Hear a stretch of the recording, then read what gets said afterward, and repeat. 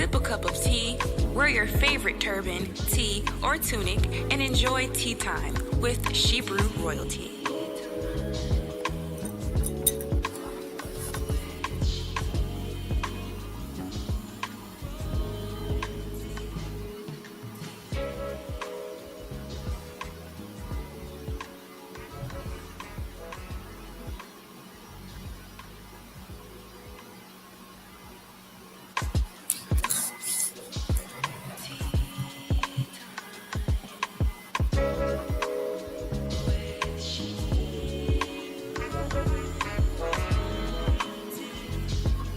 Tea Time with Hebrew Royalty features remedies for inner healing and outer beauty.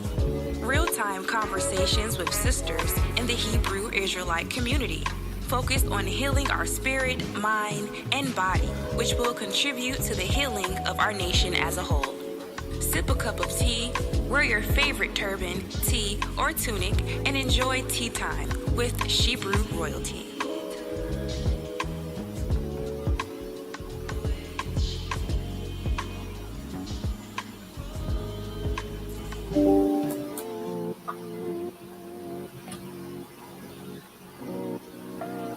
Hebrew royalty.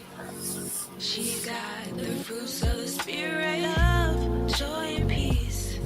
She's got long suffering, gentleness, and goodness, temperance, faith, and meekness too. Hebrew royalty.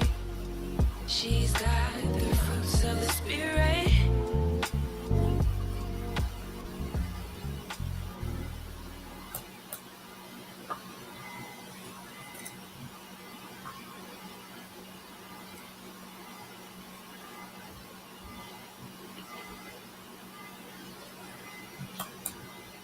Shalom, shalom, shalom, sisters. We are back. We are back. Shalom, shalom. Come on in, Shebrews. Come on in with your beautiful royal selves. Oh my gosh, it is so good to be back. Welcome back. Welcome back. Who is here? Who is here? Who has shown up bright and early for this show? Who is here? Sister AHAYAH. I knew you were here, sis. Shalom, shalom. Oh my gosh, I am so happy to be back. Oh my gosh, I missed you all so much. I missed you all so very much. As you come in, please do me a favor. Hit that like button, share, subscribe, hit that notification bell. You know how we do it. That is what we do here on Sunday. If you haven't already done so, please, please, please hit that like button, share, subscribe, and hit that notification bell. Shalom, sisters. Let us get this Hebrew royalty party started. Let's do that. Who else is here? Who else is here besides Sister AHAYAH? Who else is here? Please drop a comment in the comment box. Let me know that you're here, even if it's just a kwam, a shalom, a thumbs up, a hello. However you choose to identify yourself, let me know that you are here. Please do so. So before I go any further, as we do, we haven't forgotten, I know it's been like a month, but we haven't forgotten how we do things here on Tea Time, have we? So before we go any further, let us first give a huge shout out, a big praise to the Almighty I am that I am, the God of the Hebrews and the Shebrews, in the name of His Son Christ, YASHAYAH HaMashiach in the Hebrew, and the Holy Spirit, Rawach Qadash. Oh my goodness. Mary, so good to see you, Mary. Shalom. Hello, hello. Yes, let us just give that big praise to the Almighty, AHAYAH ASHAR AHAYAH, the God of the Hebrews and the Shebrews. I am that I am. I am your hostess, Qala Yakachaa, and I humbly thank you for joining me on this broadcast today. It is so good to be back. Wow. Wow. So those of you that went to the Passover, because we haven't been here because we were in preparation for the Passover. And then after the Passover, I visited some family that are there in Florida that I had not seen in eons, which I say, you know what, that was truly shameful that it took me so long to get over there to visit my family. I just don't get it. So anyhow, how was your Passover and your Feast of Unleavened Bread? What an amazing, amazing time I had in Orlando. Oh my gosh, every year it is always such a blessing to have that huge family reunion that we have during these feast days, right? So I got to see and spend time with many of you, and I know that we can all agree it was an amazing experience, as it always is. And like I said, I was also blessed with the opportunity to see some of my siblings and their families that I had not seen in a long time. Sister Diane, yes, as your soul prospers. Yes, it is so good to see you. Shalom, shalom. So how about you all? I must say I really missed you all. The plan was for us to return on March 23rd. That was the plan, for me to come back on March 23rd and have that, you know, a show on the 23rd. And here it is. What is today? Today is what, the 6th of April? I'm 2 weeks behind, but oh my gosh, I had a lot going on. I had so much going on, which I will bring you all up to speed in a few. I am going to bring you all up to speed on what I've had going on. Okay? And I want you all to drop some comments in there. Tell me what's been going on. What have you all been doing during this 1 month break that you had from tea time? Sister Diane says, yes, Passover in Orlando was amazing. We were at the same table, so it was electric, blessed fun. Yes, it was. We had such a great time. Yeah, I am most high willing. I'm already looking forward to next year's Passover. So yeah, it is always such an amazing experience. Yes, so let us get these disclaimers out of the way so we can jump right into this broadcast for tonight, because we really have a lot to unpack tonight. We really do. So let me start with these disclaimers like I do every single time. Let me start by saying tea time with Shebrew royalty is not going to be everybody's cup of tea, and that's okay. But if you happen upon this channel and you realize that you don't agree with our beliefs and our lifestyle, it's okay. Please continue to search YouTube until you find your perfect cup of tea. You owe that to yourself, and I'm sure that if you continue to search, you will also find your perfect flavor. What I do ask is, please do not leave insults or derogatory statements in the comment box, because that would be distasteful. We would really appreciate it. And we thank you in advance. We thank you in advance for doing that. Also, although I am a licensed physician assistant and certified functional nutrition informed professional, and I will be touching on topics of health and wellness on my broadcast, as we will tonight, we will not be utilizing this platform to diagnose or treat anyone's illnesses. If you are experiencing any medical problems whatsoever, please consult your healthcare practitioner.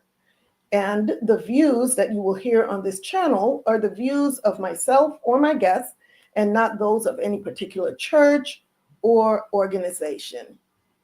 So that being said, let me introduce you to my guardian doc, because as much as we don't like to, sometimes it is a necessity for us to seek out medical care.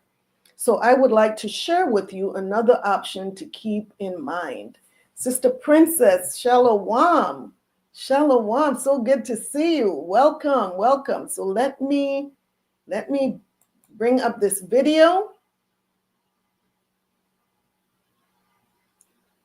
Let me bring up this video. My guardian doc.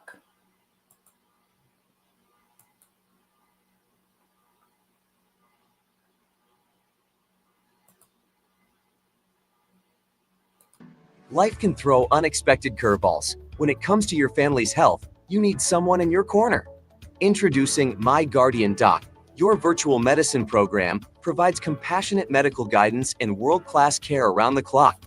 Within minutes, talk to a licensed physician. We are My Guardian Doc.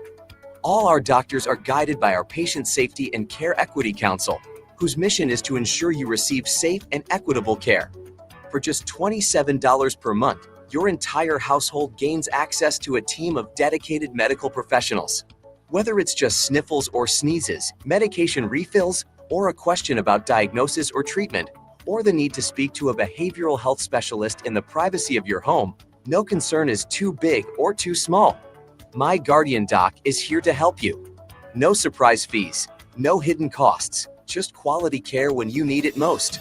With My Guardian Doc, for just $27 per month, your entire household's associated benefits include immediately lower micromort count, which is your 1 in a million chance of dying, on-demand access to doctors, reduce healthcare costs, improve healthcare outcomes, decreased visits to the hospital or emergency room, increase your lifespan, and gain peace of mind knowing your family's health is always protected. From urgent care, primary care, medical guidance, prescription discounts, hospital bill negotiation, and much more, My Guardian Doc is here for you every step of the way. Millions of people have expressed a need for My Guardian Doc. Join the fastest growing subscription service. Visit myguardiandoc.com to subscribe today, because your family's health deserves the best.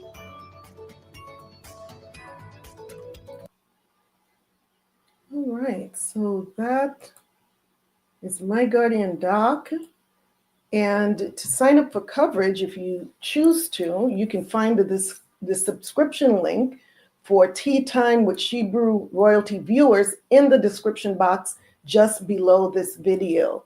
Sister Aparath. Yes, I think I got it right this time. I think so. Shalom, sis. It's so good to see you. Welcome, welcome. Come on in. Sisters, reach out to the other sisters and let them know that we are here, that we are alive. We are back. We are back and in full force. Yes, we are. So reach out to some other sisters and let them know, whether it's by text, just give them a jingle and let them know that we are live. And we are touching on a very, very important topic tonight.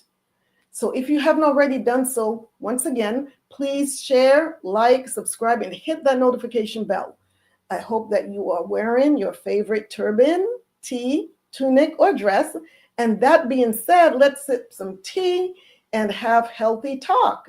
Let's get this royal tea party started. Let us do that. Come on, sisters, let us get this royal tea party started. So sisters, I mentioned earlier that I had a lot going on. And some of you already know. Some of you, you're in the body, the church body, so you already know what's been going on. We as the body we've had so much going on. We really have all good stuff. So, but this one particular thing that I want to jump into real quick. Since December, one of the deacons in our church had been coaching and helping those of us that are interested in starting or growing our businesses. He's been coaching us. And this actually led up to a capstone event that occurred last Sunday. That's why we didn't have a broadcast last week, because we were at another location and we actually set up shop there. It was like a pop-up shop. And we gave a 2-minute or so talk about our business. We were able to promote our business. We were able to, promote whether it was its products or services. And we also were selling our products. And so that's where I was at last Sunday. And we had such a great turnout. We had a really great turnout. That being said, as you all know, I've been telling you all that I'm working on my website. I'm working on Shebrew Royalty website, and I have been. But like I said, this event, it was called the Lion's Den, really, really pushed me into, the next gear in getting this business up and going and finishing this website.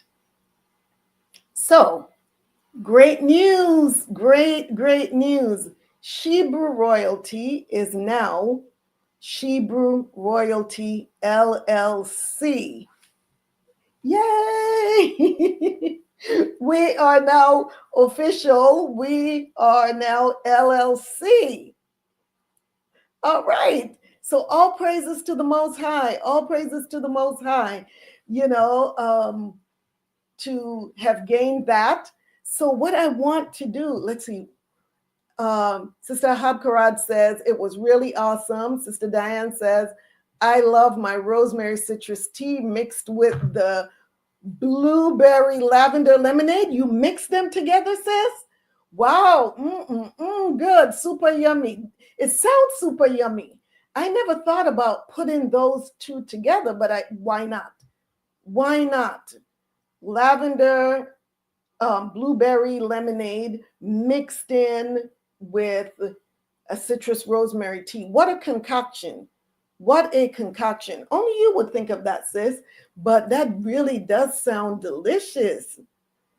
That sounds delicious. Sister Aparat says, all praises to the Most High AHAYAH. Khan, sis, yes, all praises for, just all of these blessings. We all worked so hard in the Lion's Den. And it was a great event. Yes, it really was an amazing event. And it's basically a spinoff of the Shark Tank. So, we went up there and we presented our business, talked about, basically gave us a pitch on what our business is all about and what problem we are looking to solve by creating this business. So, yay, congratulations to everyone that participated, and thank you so much to all of those that attended and supported us. That was so amazing to see the turnout and to have received the support that we did. So we thank you. I humbly thank you all. And once again, congratulations to everyone that participated and is now, whether it's a new business or expanding your business, whatever stage you're in, congratulations. So without further ado, let me take you all on a tour of the website, right? Because like I said, I've been talking about creating this website, working on this website. And so what you are going to see right now is my creation, of course, inspired by the Holy Spirit. I can't even take credit for this, but let's go on a tour of Shebrew Royalty LLC website. Let me get that up here.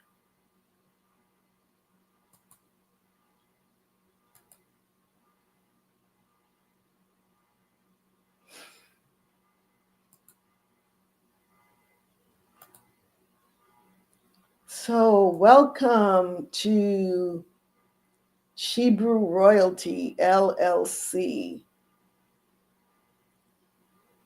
Isn't she stunning? I mean, royalty, for reals. For real. That is royalty, right? So welcome to Shebrew royalty. And we're all about inner healing and vitality and outer radiance and beauty. Sacred self-care for the royal woman. And I'm going to come back to the shop now button, but let's discover Shebrew Royalty LLC. And let's talk about what Shebrew Royalty is all about. So over here on my left, your left as well, we have Shebrew's Royalties. In the middle, we have our story. Look at the lioness. Look at her. Oh my goodness. And then to the right, we have Shebrew Royalties. So let's talk about each one. So Shebrew's Royalties is a curated collection of royalties, tonics, and tinctures designed to promote inner healing and vitality. And some of you have had my teas, and that is what I aim to accomplish with these teas, is to promote inner healing and vitality. So I'm sure to get the best ingredients, all organic ingredients, to create these teas and drinks, because we make lemonades. Most of you have seen the menu, so you know what's on there. Then off to the far right is Shebrew Royalties, which is the new wing, I should say, to Shebrew Royalties. And it's a luxurious range of temple treasures. Doesn't that sound amazing? Because it is. So these are bath soaks, body scrubs, lip balms, body butters, hair oils, and outerwear that's curated to enhance outer radiance and beauty. And I'm going to show you some of those tonight. And then let's talk about our story. Shebrew Royalty LLC is a holistic one-stop shop dedicated to women's health, wellness, and beauty. Our mission is to enrich the life of women by offering handcrafted products that nurture both inner vitality and outer radiance, all inspired by the royal Shebrew Israelite way of life. All right. So I was going to go shopping first, but let's talk a little bit about us. Let's talk a little bit about us. And yeah, well, it's not too long. I'll quickly go through this. So Shebrew Royalty LLC was born from a passion for holistic health, wellness, and beauty, rooted in the royal Hebrew Israelite way of life. Our founder, a retired physician assistant with 40 plus years of healthcare experience, has dedicated her life to enhancing women's health and wellness. As a functional nutrition-informed professional and former owner of a state-of-the-art women's wellness center, she brings deep expertise and care to everything that we offer. At Shebrew Royalty LLC, we believe that true beauty comes from a harmonious balance of inner vitality and outer radiance. That's why our handcrafted products are divided into two unique collections. And that's the Shebrew's Royalties, which we just talked about, and also the Temple Treasures. All of our products are made from organic and natural ingredients. That is so important to me, honoring the natural healing power of the earth. Beyond products, Shebrew Royalty LLC is a community. That's what we are. We are a community.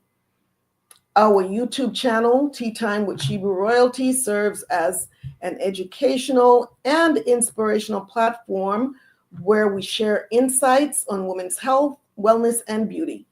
always guided by ancestral wisdom. Shebrew Royalty LLC isn't just a brand, it's a lifestyle dedicated to nurturing the mind, body, and spirit. We invite you to join us on this journey towards a life of royal self-care and lasting wellness. Welcome to Shebrew Royalty LLC, where every woman is treated like royalty. So let's go back to, I want to go back to the homepage and then just jump into, this is a shortcut to get into shop now.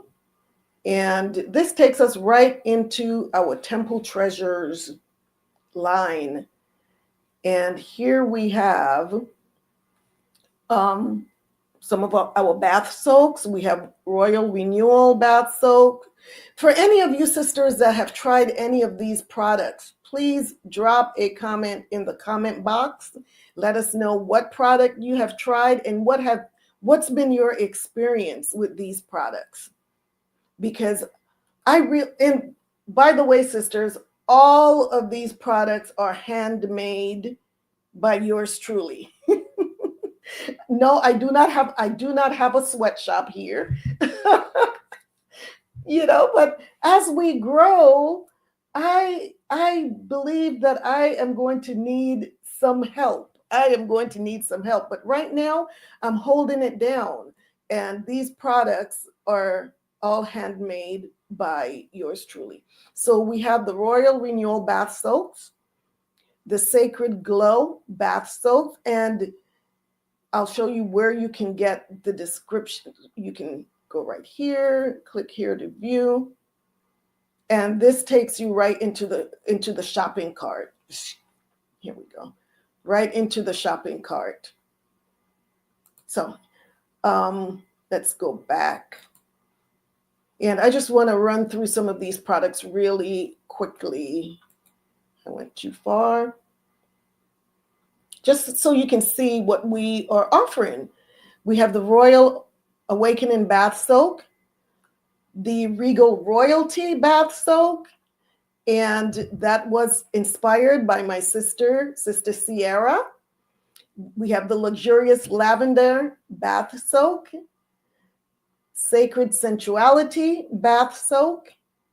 Then we have the Melanin Majesty Facial Scrub and the Royal Glow Facial Scrub. I don't have a picture of that one yet, but coming soon. Melanated Sugar and Spice Body Scrub, Salt of the Earth Royal Body Scrub, Royal Radiance Body Butter. Oh my gosh. Silky Smooth Melanin Majesty Body Butter, Sacred Calm Body Butter, Royal Crown and Glory Hair Growth Oil, and Mint Essence Lip Balm. So these are the current products and working on more. Then let's go to the Royal Teas. I don't have many pictures on here because I have to take some more pictures. The pictures that I have had the old logo or just a sticker on there. So I'm waiting to make some of these drinks and get them looking like the ones that are on here. So we have the kombucha. We have the citrus rosemary tea, Sister Diane's favorite. We have green mint tea, turmeric antioxidant tonic, berry antioxidant tonic, turmeric ginger power boost, the sorrel, ginger beer, spiced apple cider, and infused lemonade. And we talked about with the lemonade, as with the kombucha, you can have, I mean, the flavors are, they're just endless, depending on what fruits are in season at the time. And there's our sorrel royal tea bag. And a lot of these products, of course, I can't ship at this current time. I can't ship. So a lot of these drinks, especially, are being sold locally, but the sorrel tea bag allows you to make your own, at home. So there should be another picture on here. Let's see. Here we go. So this is what the sorrel tea bag looks like. So in this large bag right over here, that's where the hibiscus flowers are. And then I have two smaller tea bags. One has the proprietary spices in there, and one has cinnamon sticks. And so you're able, and there's instructions on how to brew this at home. So for those of you that enjoy sorrel, although I can't ship it in the liquid form, you can purchase it as a tea bag and make your own. And this kit, this tea bag kit, actually makes 1 gallon, not a half a gallon. So, yay. That is our products. And then we have partners, which is Westgate Travel Partners, where we travel like royalty. And we're going to talk about this another day. This is a whole other experience. So travel like royalty, you can go on here, click on the link, and it will take you into the Westgate Travel Partners site. And then just our gallery of our brands right here. Shebrew Royalty, Temple Treasures, Tea Time with Shebrew Royalty, and Shebrew's Royalties. Those are our brands. And then here are some videos from some of our videos that are here on YouTube. So sisters, yes, that in a nutshell is Shebrew Royalty LLC. So what do you think, sisters? What do you think? All right, let's see. Oh my goodness, all these comments. Oh, wow, great. Sister Diane says, congratulations on your official LLC launch. Thawada, sis, Thawada. Thank you, Thawada. Share opulence in your website, sis. All praises to the Most High. Thawada, thank you so much. Shalom, Sister Jeanette, welcome. Hey, Sis Althea. You said you just woke up from a nap, so you are all refreshed and you're in, sis. Thank you so much. Sister Diane says, wow, I need stock in your LLC when it goes public, since I have experienced many of your awesome products. You know what? I received that, sis. I received that blessing right there. Speak it into existence. And yes, you have earned stock in Shebrew Royalty LLC, sis. you have earned stock in this company already. Sister Jeanette says, I've tried the sorrel and it was dynamite. All praises. The water, thank you. Sister Diane says, I have tried 3 of the soaps and 1 of the amazing body butters. I love the experiences, aromas, and glow I get from using your products. The body butter melts into my skin like butter. Whew, that is so good to hear, sis. The water for that review, for that testimonial. Oh my gosh. It's been a work in progress, but I tell you, it has been so rewarding. It's so much fun. I'm up until 4 o'clock in the morning making products, and it's like nothing. It's like I can do this, and I do it. Praise the Most High. Sister Althea said, proud of you, sis. Thanks, sis. The water, thank you so much. So yes, that is Shebrew Royalty LLC. Next, that's coming The next product that I am working on is my actual loose tea blends. Yes, I am working on my blends for my my tea line. So that is what is coming next, sisters. That's what you have to look forward to, is the loose leaf teas. So speaking of teas, what is your cup of tea tonight, sisters, or your glass of tonic? What are you drinking tonight? What are you sipping on? What are you sipping on, sisters? Talk to me. Yeah. What are you sipping on? Drop some comments, because you know I have my tea right here. And this beautiful mug was given to me by one of my sisters. She said, side by side or miles apart. This is from Sister Tisha. Sisters are always close at heart. So,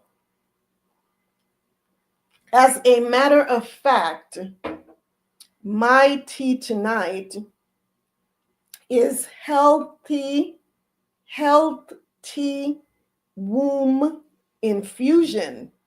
And this is my creation specifically for tonight because of our topic.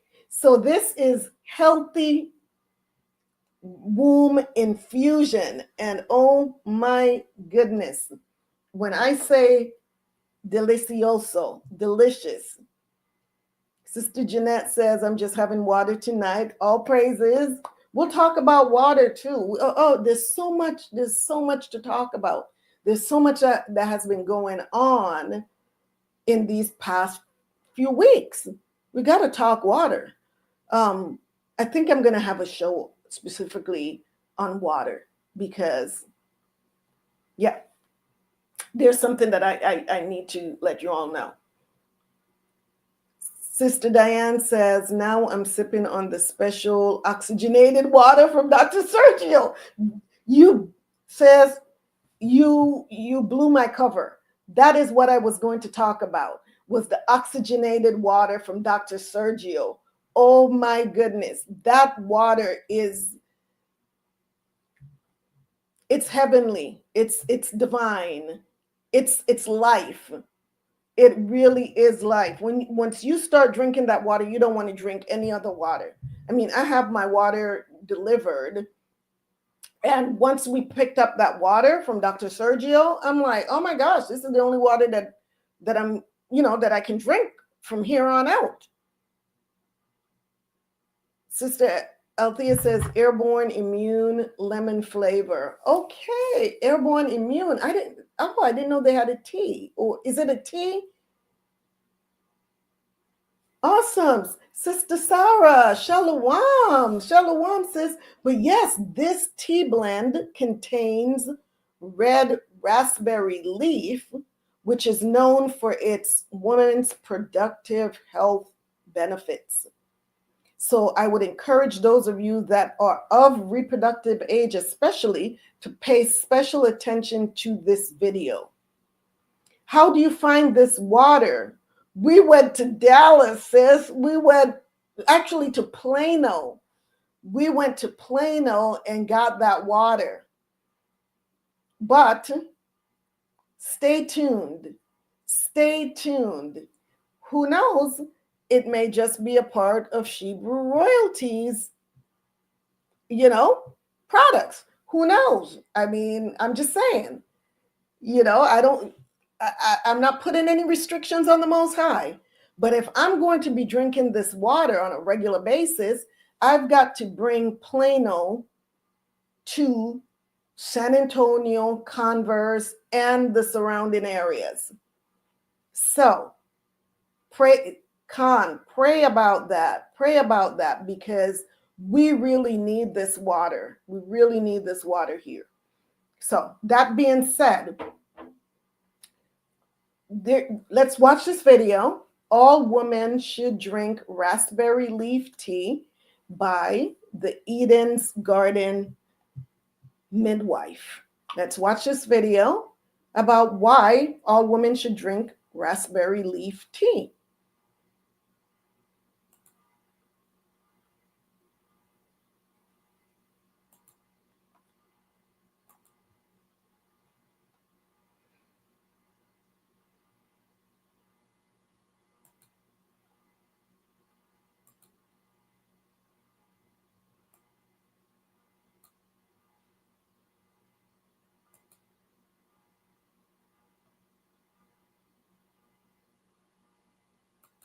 I want to talk about raspberry leaf. I love raspberry leaf. I love raspberry leaf so much that I've created a tea. It is a uterine wellness tea for all women to support overall reproductive health. Rather, you're trying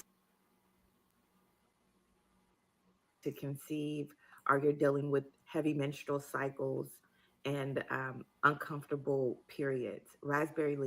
Our raspberry leaf tea was created to restore the uterus and bring some relief to women who may be suffering and um, maybe don't have time to do vaginal steaming every day or multiple times throughout the month. Our raspberry leaf tea has anti-inflammatory properties that are good to reduce inflammation in the body.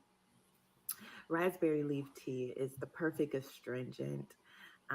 It to stop heavy bleeding. Just imagine putting on a facial toner. You feel it, your face kind of draw up and tighten up. Those are the effects that raspberry leaf tea has on the whole uterine wall and the uterine muscles. It has the ability to draw those uterine muscles up, make them stronger, tonify the uterus. And this is why raspberry leaf tea is beneficial for women who are trying to conceive, as well as women who are about to have a baby, because it tones those uterine muscles up so that it can hold the baby, and it also tones those uterines up to give us powerful, meaningful contractions during labor that help really push that baby out. So, raspberry leaf tea is very powerful. Another benefit about raspberry leaf tea is that it's a uterine tonic. So, I believe that all women should have some form of a uterine tonic. Rather, you're drinking it through raspberry leaf tea or having a vaginal steam. And we have raspberry leaf tea in every single one of our vaginal steam herbal blends. um, you want to have a uterine tonic because there are so many toxins out in the world. We're eating so many more toxins. And there are so many women who are experiencing miscarriages and who are experiencing issues with their uterus because of all of the toxins that we have in our body. So, for a uterine tonic, you want to use raspberry leaf tea. Um, for overall reproductive health. Another benefit about raspberry leaf tea is that it has a ton of a great source of vitamin C, and as well as antioxidant properties. It will, if you have acne during your menstrual cycles, it will help clear up a lot of the acne that you're seeing during your menstrual cycles, and your skin will look so smooth, and you'll be really happy with the results of drinking raspberry leaf tea about 2 to 3 times a day. So raspberry leaf tea, drinking that every day will help reduce a lot of the symptoms of some symptoms of uterine prolapse and symptoms of just a weaker uterus. For an example, for women who have suffered with miscarriages, they would want to drink raspberry leaf tea about 2 to 3 times a day for about 3 months before trying to conceive. That way, you can tone that uterus and tone that reproductive system. So, raspberry leaf tea is filled with vitamin C, so it's a good immune booster for those women who need that supplement in their lives. Drinking this tea not only provides you with immune boosting properties, but it will also once again help with a smooth menstrual cycle and create a really balanced menstrual cycle.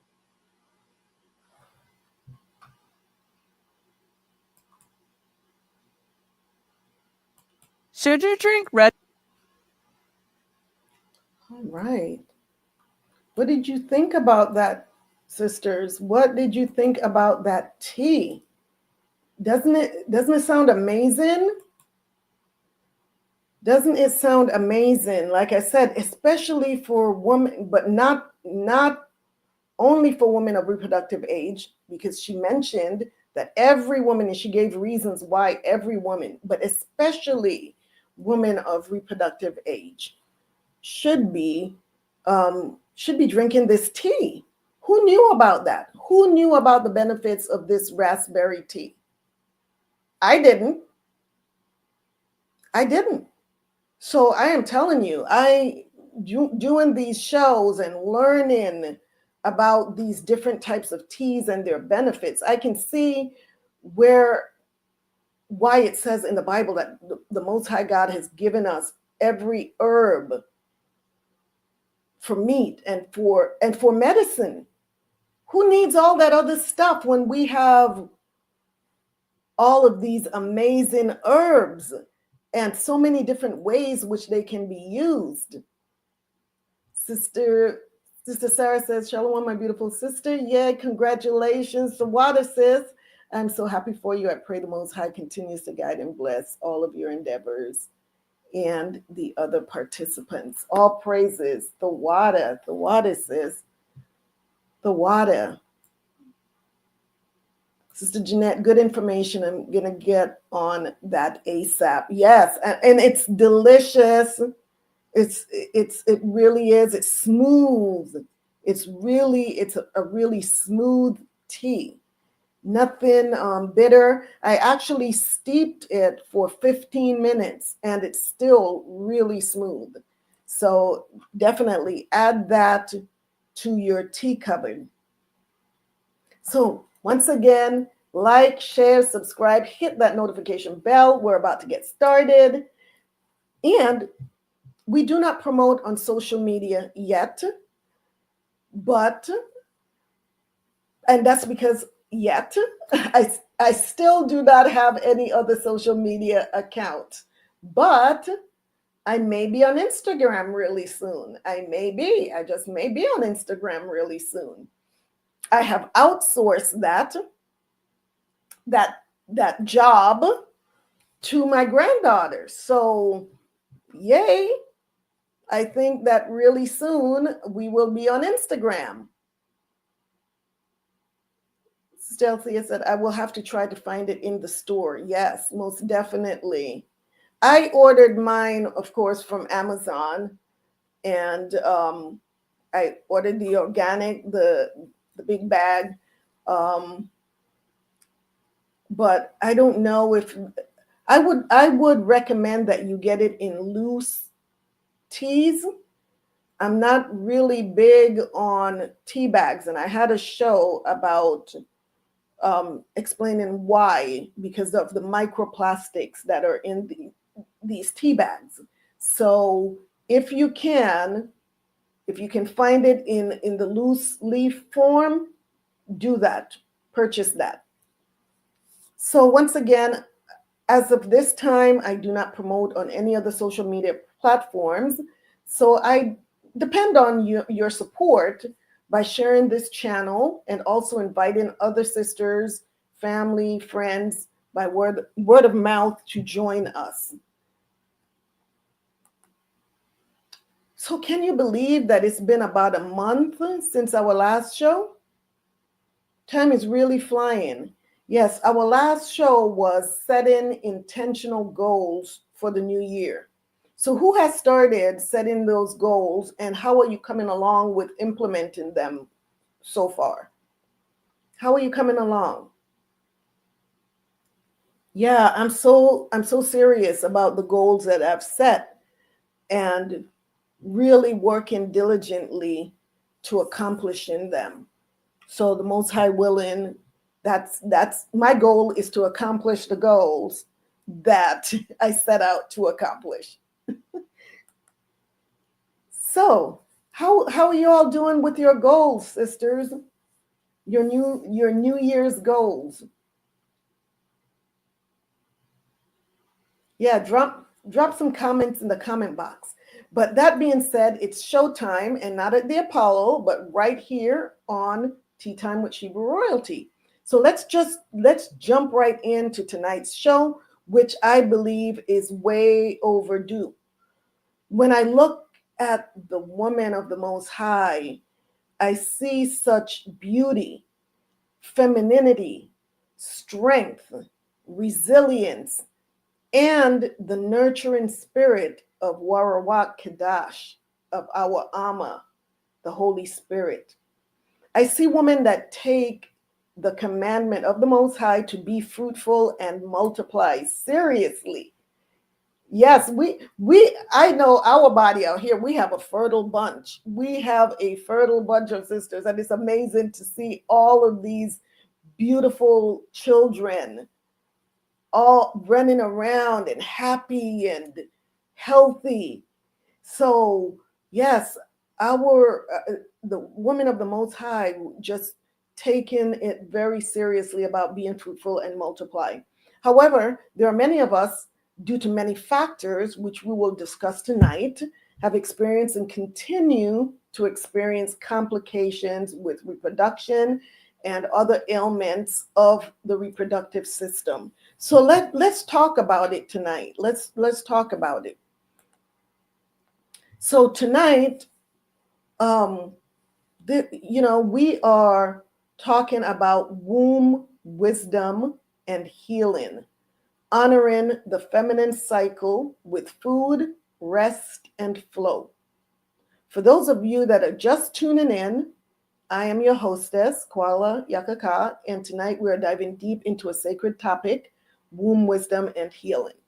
Whether you're in your maiden, mother, or matriarch phase, your womb holds power, memory, and rhythm. And tonight, we're going to explore how to care for her, yes, her, with intention through food, rest, and flow. Sister Carla, shalom. Shalom, shalom, sis. Peace and blessings. So good to see you again. Khan, Thawada. Yes, you have been praying for those four corners to be reached. Now I'm telling you, it seems as though your prayers are really, really manifesting, sis. The water for your prayers. So let's begin by acknowledging that our womb is more than a reproductive organ. It's a sacred center of creation, intuition, and emotional memory. So in ancient times, women were taught to live in harmony with their cycles. They would rest during their bleed. And we read about that. We've read about that in scriptures, right? It's mentioned in there. They used to create during ovulation and cleanse with the moon. Somewhere along the way, we lost that wisdom, but we can reclaim it one ritual at a time. So we need to realize that womb ownership comes with a lot of responsibility. If you own a womb, it comes with a lot of responsibility. So, when was the last time that you really listened to your womb? Not just as she was in pain, because we tend to listen whenever we're having issues, right? Whenever we're having issues with the womb, we tend to listen at that point. But what about when she's quiet and content, and when she's even guiding you? Yeah. Have you thought about that? When was the last time you listened? So we're talking about syncing with our cycle. And there are 4 phases of the menstrual cycle, right? So let's talk briefly about the 4 phases and what occurs in our body during each phase. We all have or have had menstrual cycles, But how much do we really know about what goes on in our bodies during each phase? Why the headaches? Why the cramps? Why the cravings? Why the tiredness? Why the mood fluctuations? Why the heavy blood flow, etc., etc.? So let's read this article and find out. And even those of us that are no longer in this stage of life with these cycles, we can benefit from this wisdom for ourselves, and also we can pass it on to the younger and future generations. That's really important, right? Sister Mary says, love the bath soak and the lip balm. Thank you so much, Mary. Thank you so much. That's so good to hear. That's so good to hear. I am so thrilled to hear that you all are enjoying the products, because I love them. And you know, I would be really honest with myself if they weren't good. I would throw them out. There's no way that I would have them out there representing Shebrew royalty if I didn't think they were top notch, top of the line. I really believe that they're luxurious and they are royalty worthy. That's my belief. So let's read this article and find out. This article is Get to Know the 4 Phases of Your Menstrual Cycle by Mind Body Green. Mind Body Green. Get to know the 4 phases of your menstrual cycle. And for those of you that have sisters, daughters, nieces, friends of reproductive age, please, if they're not here tonight, please be sure to share this with them, because a lot of us weren't brought up to. We knew, okay, you're going to have this thing happen. It's your cycle, but not go into depth about what is really going on in the body during these different phases. So let's talk about that tonight. So like I said, you can pass on this information to those that are experiencing these changes in their bodies and just don't know what is really going on. So I am actually going to share the article in the chat box, the link for the article. Let me find it here. Get to know.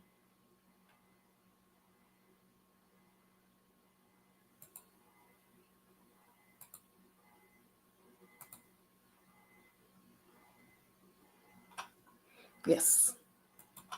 Yeah, just follow along with me with this article. Instead of putting it on the screen, I'm just going to share it in the comment box here.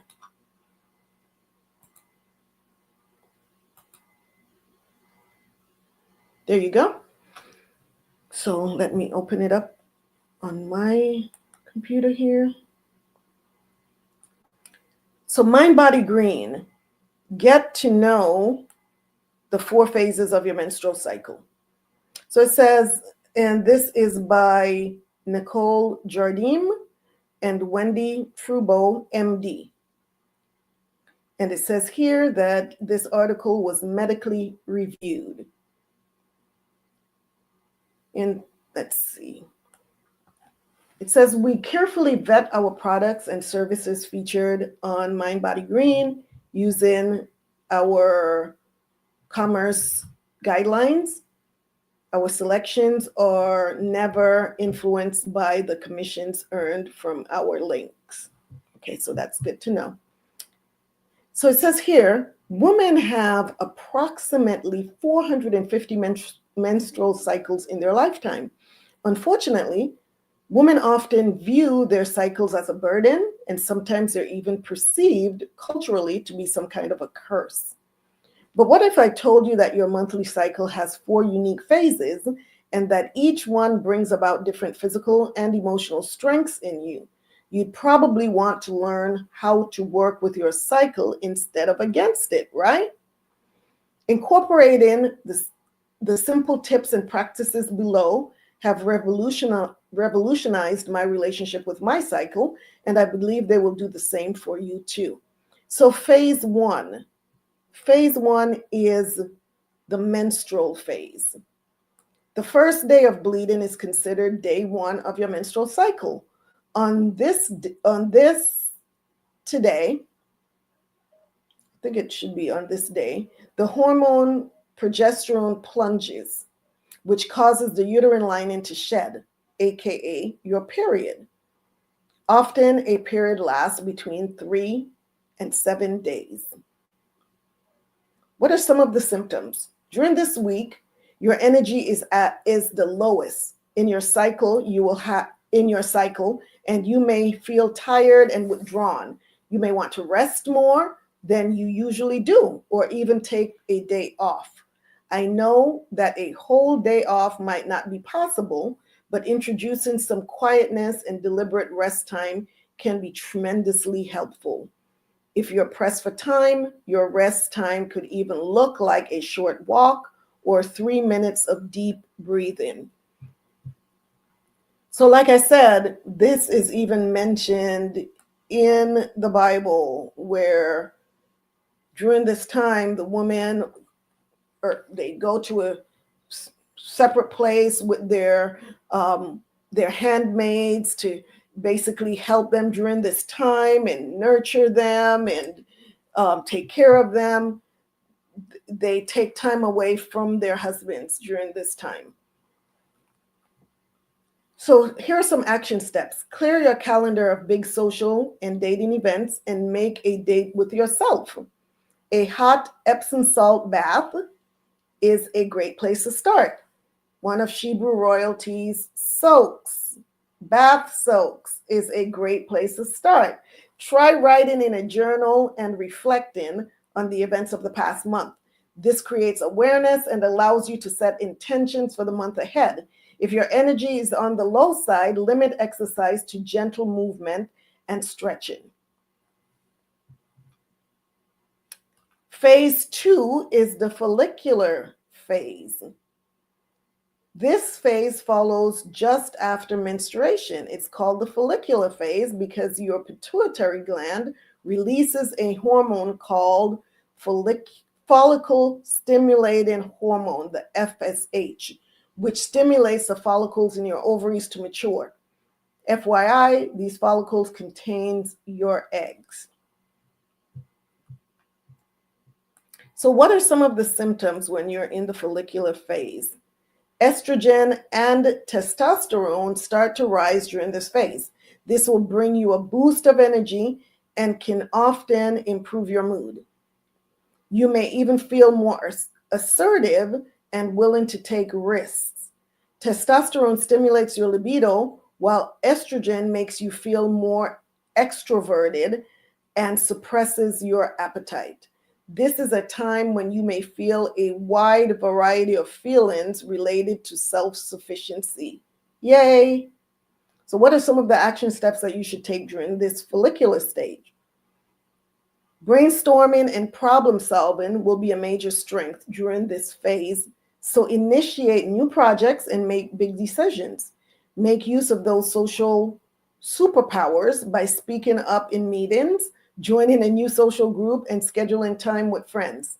Strenuous exercise will feel increasingly good during this time too. So get out and enjoy physical activities that you love. Phase 3, the ovulatory phase. Ovulation is the culmination of all the hard work your body has been doing over the last couple of weeks.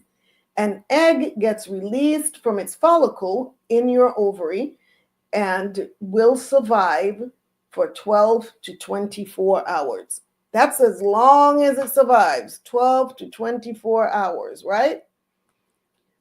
So, what are some of the symptoms? Estrogen and testosterone rise to peak levels, boosting the effects of the follicular phase. You may feel that you look better and feel more confident, so it will be easier to verbalize your thoughts and feelings.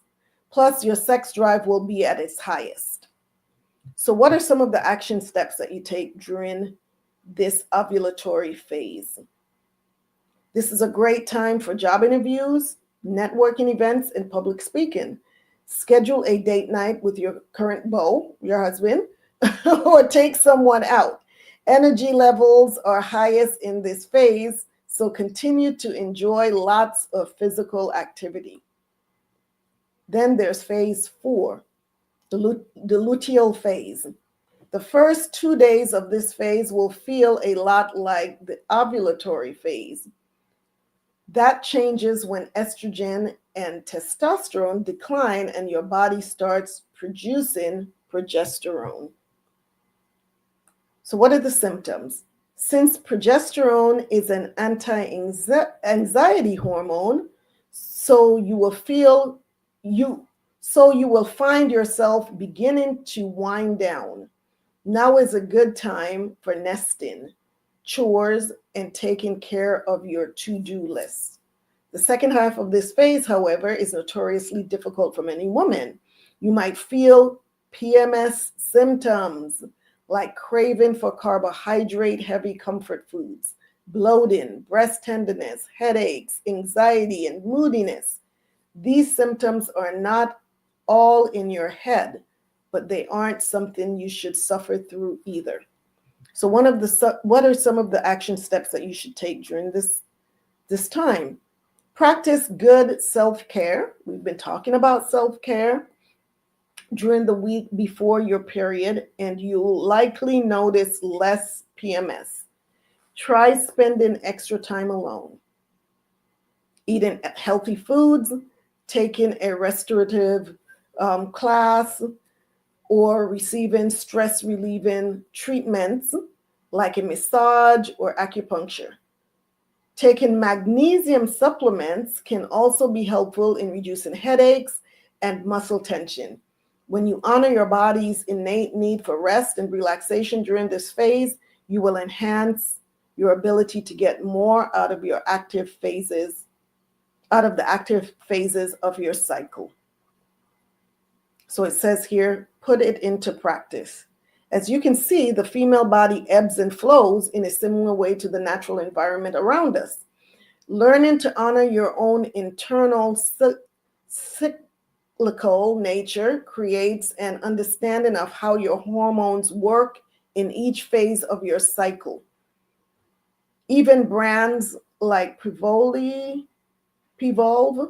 are flipping the script and cycle syncing with their program, phase, and function. I'm not familiar with them.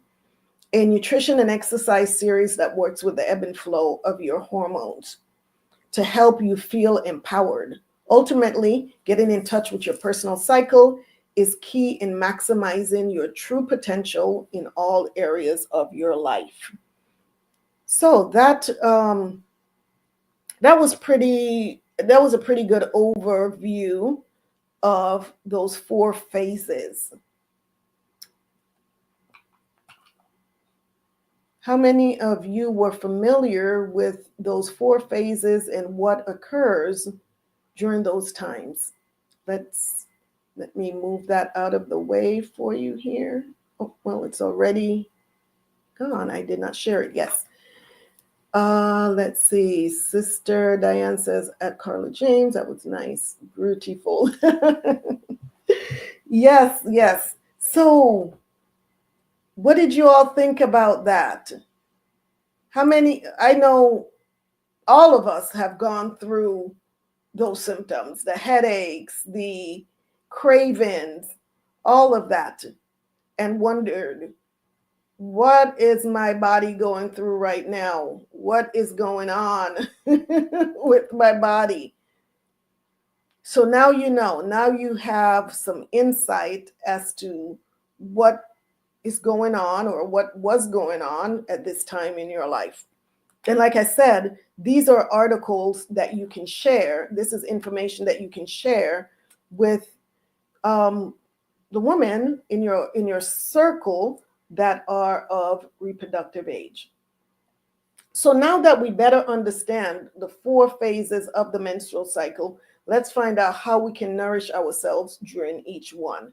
And she went into that article went into some of the things that we can do, but let's talk about other things that we can do. Sister Diane says, this was very enlightening. I feel like I am on an eternal follicular phase. Wow. Wow.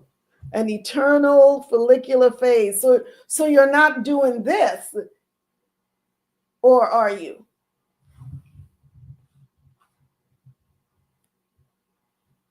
So the menstrual phase is days 1 through 5. This is your release and rest phase.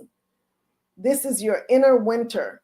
Your body is letting go.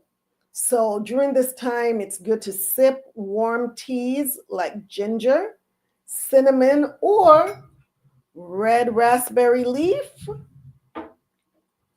Eating grounding foods such as soups, stews, and iron-rich greens. And let your body, I feel pretty, oh so pretty. Okay. Oh, that's awesome, sis. That is definitely awesome. So you're not doing this. Oh, today I feel like not so pretty, and then tomorrow you're on a steady, even keel. I love that. I love that. Every day, every woman should be in that phase. So here we're going to talk about your follicular phase. Sister Diane, phase 2. Follicular phase, days 3 to 16. This is your renew and reset phase. So the menstrual phase, which is phase 1, days 1 to 5, is your release and rest. The follicular phase, days 6 to 13, is your renew and reset. This is your inner spring. This is your inner spring. That's why, sis, that is why you're feeling pretty every day, because everything is blooming. You're blooming. You're blooming in that follicular phase. Energy rises. So what you'll want to do is try light, fresh meals like quinoa, sprouts, citrus fruits. This is a great time for planning, vision boarding, and trying something new. Trying something new, right? Your renew and reset phase. Then phase 3, ovulation, days 14 through 16. This is your create and connect phase. This is your inner summer. So we've gone through winter, spring, now we're into summer. You are magnetic, you're vibrant. Maybe you're in your inner summer, Sister Diane. So you need to focus on raw foods during this time, smoothies, and hydration. Communicate, create, and connect. This is the time for action. This is the time for action during your ovulation phase.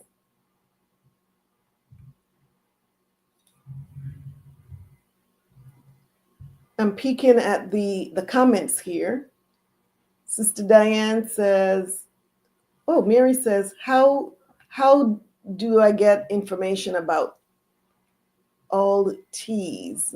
How do I get information about all teas? Sister Mary, you've been doing really good at catching up on shows that you haven't seen previously.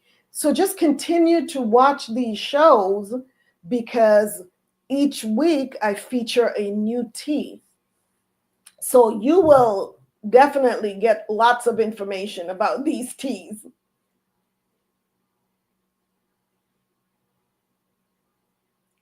Oh, Sister Diane says, I guess we'll have to see if we can drive them up to you. She's talking about the tea. Okay, I get it now. You're talking about the teas that are on my website, my teas that I sell. Yes, we may have to drive them up to you, Mary. You're welcome to Sister Diane.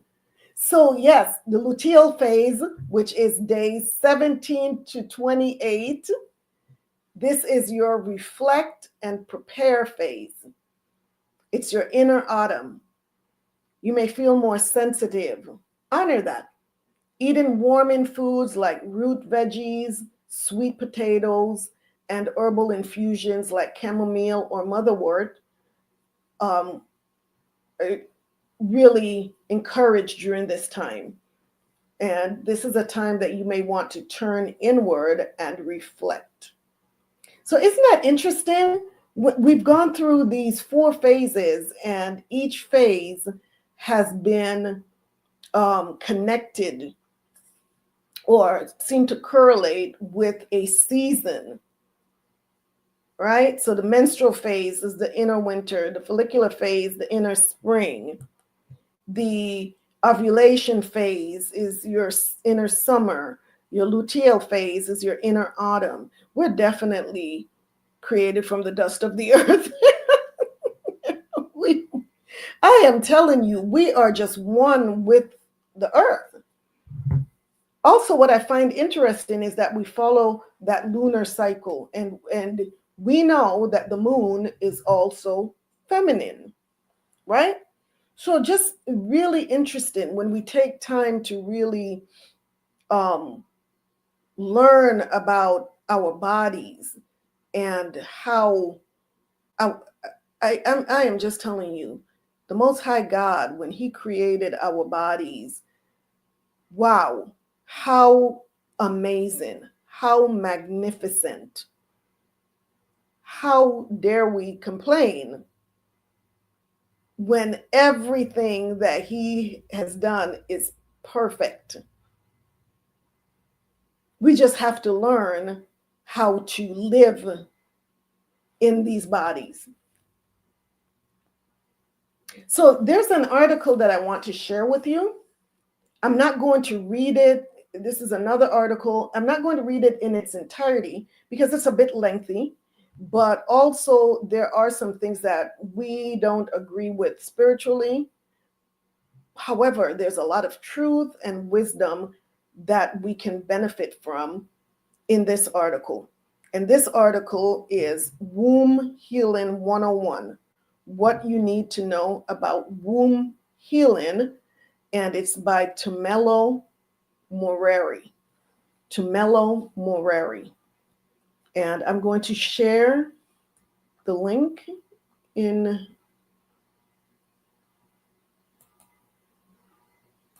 the comment box here. Give me just a second.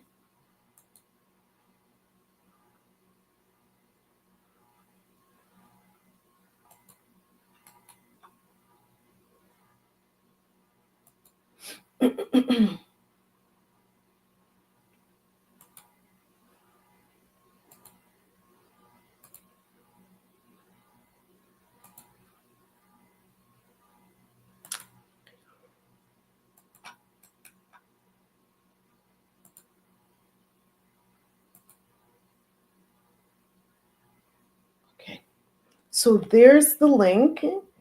And once again, this article is Womb Healing 101, what you need to know about womb healing by Tumelo Moreri.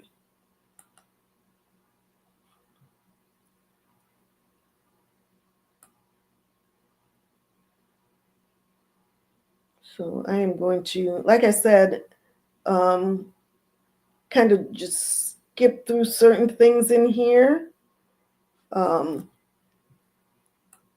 but you will have the entire article, so you can actually go through it on your own in your at your convenience.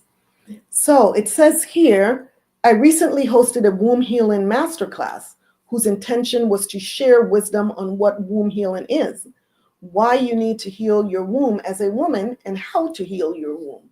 This masterclass has been a culmination of work I've done over the past 2 years on the sacral body and womb center, and also following conversations I'd had with some of my sisters and clients, and which indicated a need for such an education on the potential that womb healing holds in attending to the inner womb wounds and pains of African women. What's been very important for me to share is why this healing is needed in the first place, so that you may be fully empowered in your inner healing journey.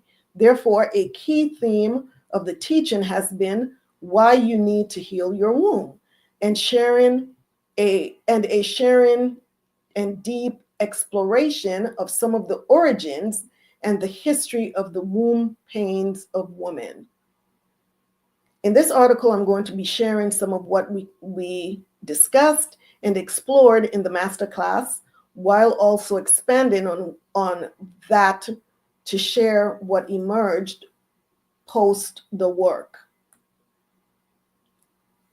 Why you need to heal your womb. What we must understand is that womb pain, like any pain, often has a much deeper underlying source, an origin, and a history. Therefore, a womb pain and disease that might manifest as excessive menstrual bleeding, menstrual cramping or pain, stillbirths, cysts, fibroids, cancers of the womb, etc., usually has a much deeper underlying source and a history. The pain is usually just a physical manifestation of a wounding whose roots might be emotional or spiritual in nature. In this segment of the article, we're going to be exploring some of the history and sources of womb pain. In general, because we live in a world that disregards and devalues the natural rhythm and cycles of women, and whose feminine essence has been relegated to the margins of our lives and existence, you will find that even in cases where there hasn't been any direct wounding, our wombs are consistently being hurt by how we have been conditioned and programmed to do life. The 24/7 grinding culture of #team no sleep is quite deeply wounding for your womb and for how you move and create in the world. It says here, the disregard for the feminine essence can also be seen in how we've been programmed to do leadership and on how to move in our careers. We've mostly been conditioned into a leadership that is devoid of emotion and one which completely disregards and silences our intuition. This is deeply wounded for your womb and feminine nature. Further, the ways in which some of us have been taught to climb the corporate ladder, listen to this, is one in which we push through with very little rest, and in ways that try to shut down our cyclical nature and can be deeply wounding for your womb.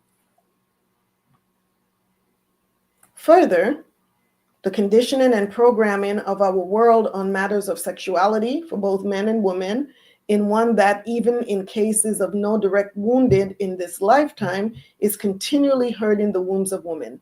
The catcalling and the subtly repressive teachings on the experience and expression of your sexuality as a woman is something that is deeply wounding for your body and womb. And so with this understanding, womb healing is something I recommend for all women at varying degrees and in alignment with their experiences.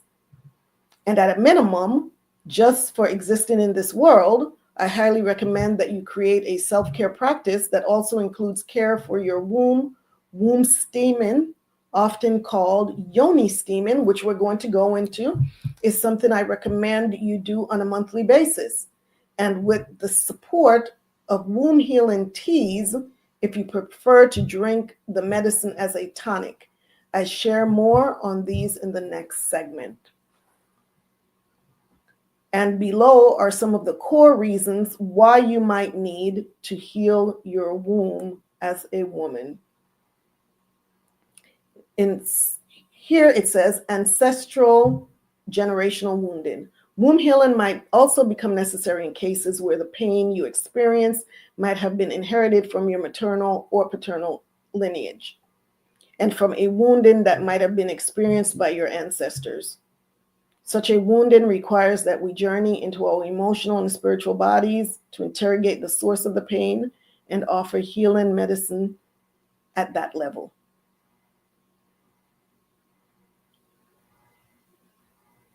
Okay, so she talks about her 12-week womb healing program in her book. And then timelines of war and slavery. Some of the wounding manifesting in the womb of women today flow from the timelines of war and slavery experienced on our African continent, and which brought about with them a devastating violation of the wombs and bodies of women. And given the trauma leaves on imprints on human DNA and can as thus be passed down generations at cellular level, some of the pain you experience and hold in your womb might flow from traumatic experiences of your ancestors who have lived through these times of war and slavery that ravaged through our communities. We're talking about generational curses. We're not going into the next paragraph there because that's not something that we believe in. Far as having past lives. Then there's sexual trauma. As shared on a recent live conversation I did on Instagram, sexual violation is one of the deepest and most devastating traumas that can ever be experienced by a human body and soul. This is a wounding whose imprint can be passed down lineage and soul extensions. Tying this with the timelines of war and slavery mentioned above, with an understanding that across the ages, the sexual violation of women and children has been used as a weapon of war, we begin to see some of the roots of the great womb disease experienced by some women of our current generation. Each war has left women deeply violated and deeply wounded, and thus requiring deep inner healing. And that is so very true.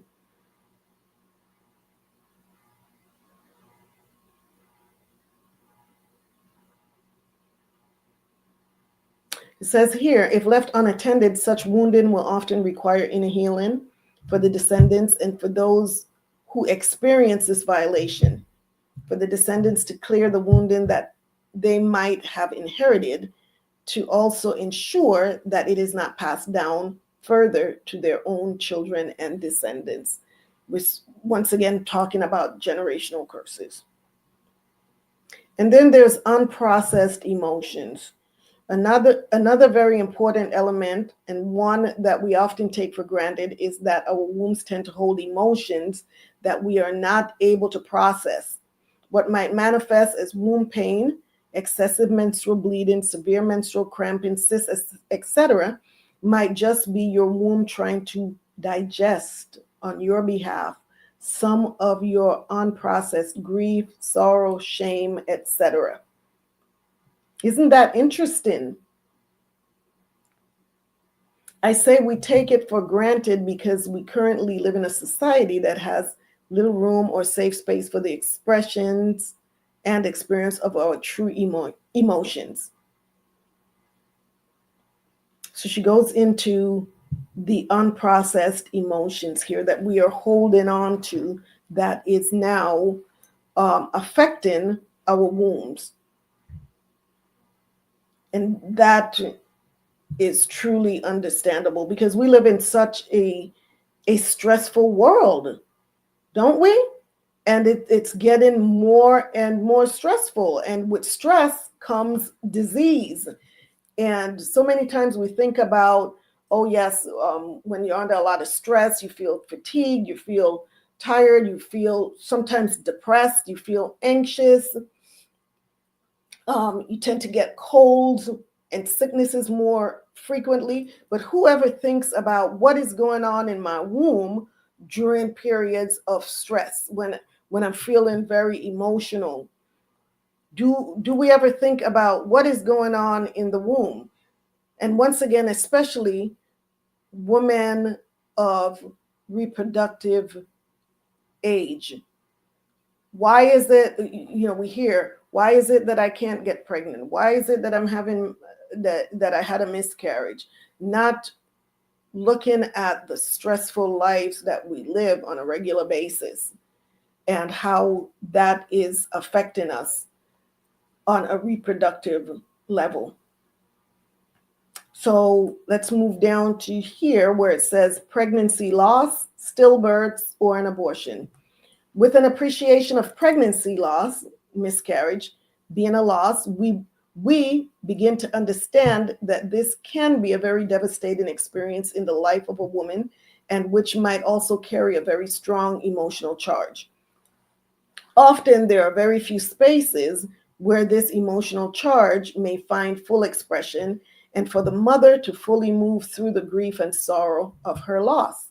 In addition to requiring a safe space to fully process this loss, there might also be a need to process the emotions of shame, self-blame, or fear that might accompany such a loss. And although a taboo topic for many communities, abortions can be deeply wounding experiences in the lives of women, and therefore also require attention and healing. A lot of people don't think about that part. When that's all we're hearing, reproductive rights, but we're not really talking about reproducing, we're talking about aborting, right?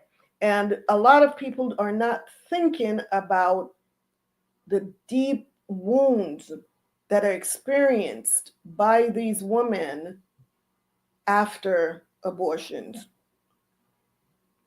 So that requires healing. The most prevalent emotion here for many women is shame, and which can manifest as physical womb pain. There might also be emotions of guilt and regret, and that we would need to clear from your emotional body. In addition to the emotional work, there's also the spiritual reparation work that is needed relating to the soul of the baby, whose journey into the physical realm got interrupted by the execution of the abortion. So these are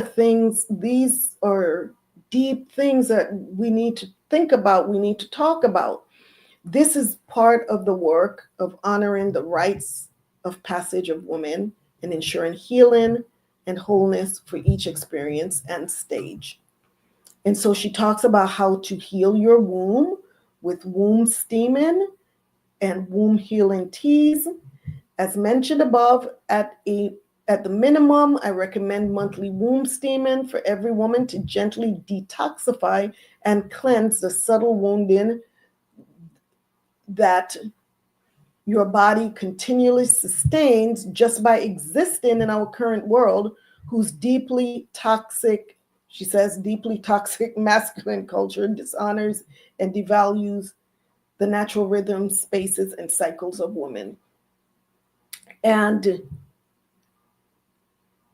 that's a whole other story that I'm not going to go into, because when I think of the toxic masculinity, I think more along the lines of the men that have no womb that are telling women who were born with wombs that they are also, that they're a woman and they want to be addressed as such. So that's when I think of toxic masculinity, that is my idea of what toxic masculinity looks like. A man that has no womb, has never had a womb, is telling a woman who has been born with a womb that he is just like her. That is toxic.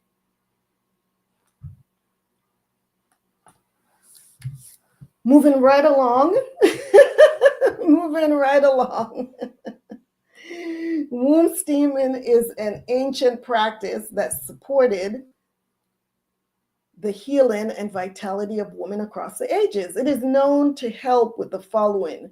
It may gently and effectively cleanse, tone, and revitalize your womb and vagina, may help ease menstrual cramping and reduce excessive menstrual bleeding, may help you to heal, relax, and detoxify, both physically and emotionally, may eliminate unpleasant smells of the vagina, may help enhance libido and boost fertility, may help ease premenstrual symptoms, may help with irregular or missing menstrual periods, and may also help with bleeding between periods and with pain during intercourse. It is important to note that different herbs hold different healing properties, and depending on the constituents of a herb blend, the blend may be cleansing, blood building, hydrating, disinfecting, toning, or hormone balancing. So you always want to check in with your supplier regarding the contents of their herbal blends and what the healing properties of the herbs are and what they are meant to do in your body. Super important. In addition to the womb steaming, and where possible, I also recommend that you get yourself some womb healing teas, depending on your supplier. These might include plant medicines such as red raspberry leaf, which we're talking about, nettle, peppermint, fennel, etc. Known as a key herb for women, red raspberry leaf may help relieve menstrual cycle issues such as PMS, cramping, vomiting, nausea, and diarrhea, and may also help relieve heavy menstrual bleeding.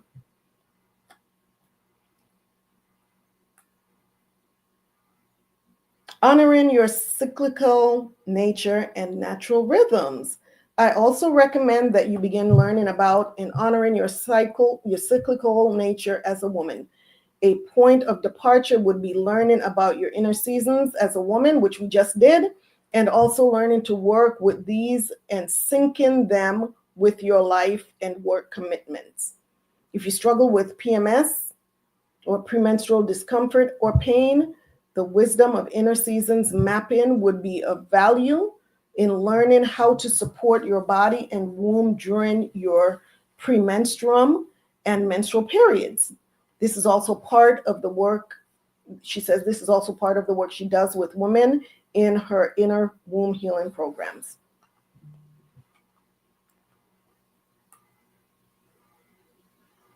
And then there's rest and retreat. The wisdom on inner season mapping will also help restore, rest, and retreat in your life. And we talked about the different phases and when is your time to rest and retreat.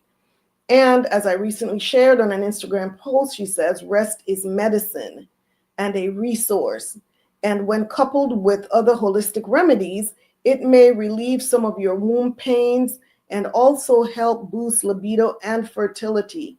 It's one of the publicly kept secrets in creating luscious and deeply nourishing lives.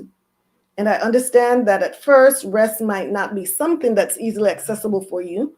For me, it was after many years of deeper inner healing that I was eventually,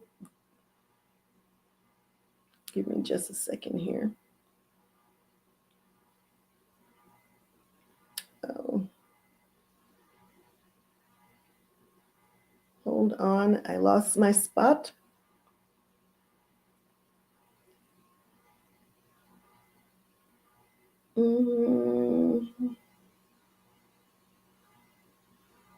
Okay. I lost my spot. Okay. And I understand that at first, rest might not be something that is easily accessible for you. For me, it was after many years of deep inner healing that I was eventually able to allow myself occasional rest and retreat, even with heaps of work and life wanting my attention. So it might take some inner healing work and a bit of practice before you're able to arrive at making this a regular practice. These are some of the things that we have been working on throughout the months and for the last couple of years, is learning how to, learning about self-care and the importance of rest and relaxation, the importance of eating, nutritious meals and eliminating toxins as much as we can from our diet and from the products that we use on our skin. So these are some of the things that we have been working on, and so it should be easier for us, right? And also learning how to say no, to certain things. We can't do everything. We have to learn how to really rest, and that's something that I have to keep reminding myself of, because when I get on a roll, for me, like I said, sometimes I'm up until 4 a.m. working on products or whatever. Only the Most High knows. So these are things that I have to keep reminding myself of as well, the importance of rest and shutting things down. Please be gentle with yourself. And then she says, working with a womb healer. In cases where you're experiencing excruciating womb pain, I recommend that you start working with a womb healer to help facilitate healing for the source of your pain and its source. At its source. Such work might include emotional and spiritual healing for your inner womb wounds and pains, and which would attend to many of the sources shared under why you need to heal your womb above.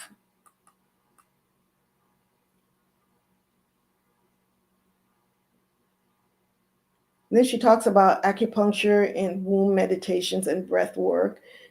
She says, I hope this article has been a useful resource for you. If so, please feel free to reach out to me and share some of what stood out for you. And there's her information right there. Once again, this article is by Tumelo Moreri, and it is Womb Healing 101, what you need to know about womb healing. She went into some very interesting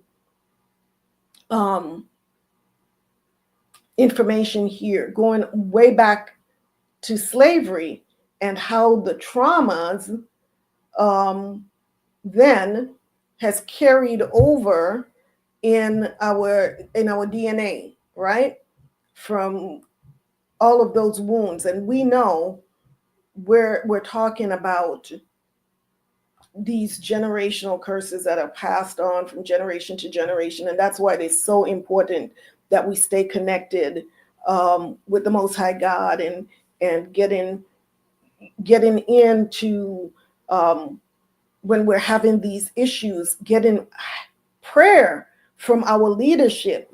That's the spiritual side that we really need to stay connected to, because we talk about emotional and physical and mental healing on this platform, but a lot of these issues that we're talking about, that we're dealing with, go so much deeper, and we need to incorporate that spiritual healing. That is number one. That is key.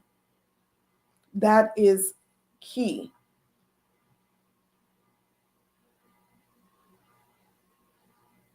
Looking at comments here. Sister Diane says, Khan, we must have rest, being gentle with ourselves. Khan, yes, that's so important. Sometimes we are our own worst critic, right? And we beat ourselves down because of past mistakes and things that we didn't know. We did certain things in ignorance, And now that we are learning about these things, we beat up on ourselves. And so we have to learn how to forgive ourselves as well. And forgiveness is another thing that's going to be key to healing our wounds, is forgiving ourselves for the past mistakes, whatever they may be. That being said, is there any question as to why we need to focus on healing our wounds? Is there any question about why? Think about it. The womb is where our life here on earth begins. This is where our life begins, here on earth. It is our first earthly dwelling. Isn't that something to ponder? This was our first house. Our mother's womb was the first place on earth that we resided. That was our first address here on earth. Mother's womb, right? Imagine how many not only physical but spiritual battles were fought in the womb before we were even born. Imagine that. For us to stay alive. For us to stay alive in that womb, imagine the battles that were being fought on a physical level and on a spiritual level. How many of us pray for the healing of our own wombs and for the wombs of our daughters, our granddaughters, our daughters-in-law, all of the women in our circle? How many of us pray for that? And if we're not already, I believe that it's time for us to start, because we realize how important this is. So our wombs are exposed to environmental toxins. We just discussed that in that article, that enter through our skin by stuff that we, whatever products, the water that even the water that we shower in, toxins, products that we've put on our bodies, pollution out there, enters through our mouths, what we eat, through our nose, what we breathe. So we are exposed in so many ways. And many times we don't think that these toxins are also affecting our wombs. How about products that we have used intravaginally?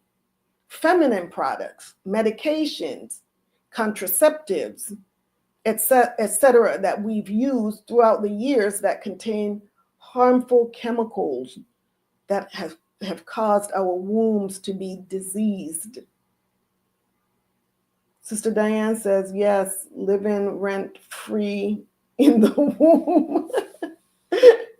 Meals delivered and everything. We didn't need Uber Eats. We didn't need Uber Eats.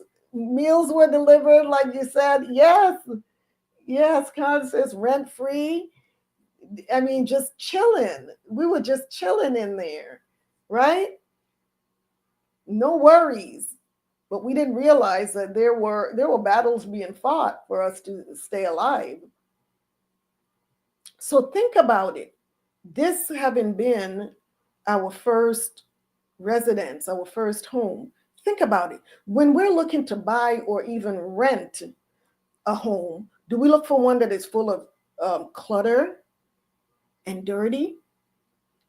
Or do we look for one that is in a beautiful neighborhood, new or nearly new, clean walls, mopped and swept floors?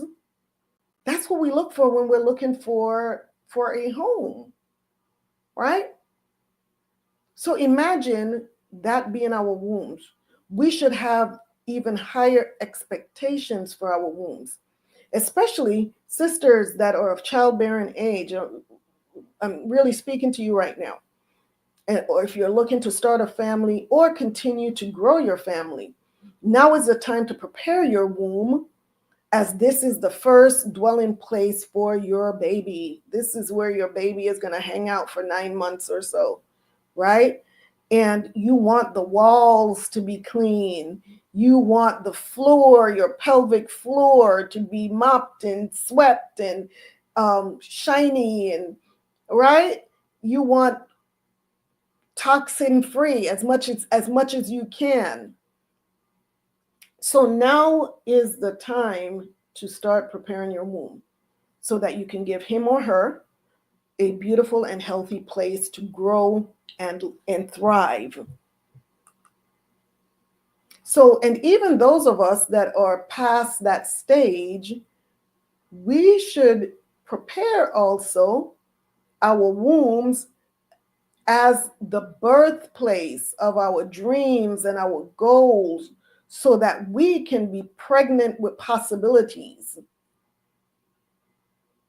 That's the kind of pregnancy that those of us who are beyond that reproductive stage should be. We should still be getting pregnant with possibilities. And lately I've been saying, it seems as though I'm pregnant every week. Every week is like popping out a business idea. Here's a product. It's like, oh my goodness, how'd that happen? And I say, although I am past that stage, I still have a fertile womb filled with ideas and concepts from my Ama, Rawach Qadash. So those of us that think that, oh, this only pertains to the younger sisters that are, looking to, like I said, start families or, enlarge their families. We, as the older woman, still have to have that fertility for wisdom to flow through us, right? So we have to have that fertile womb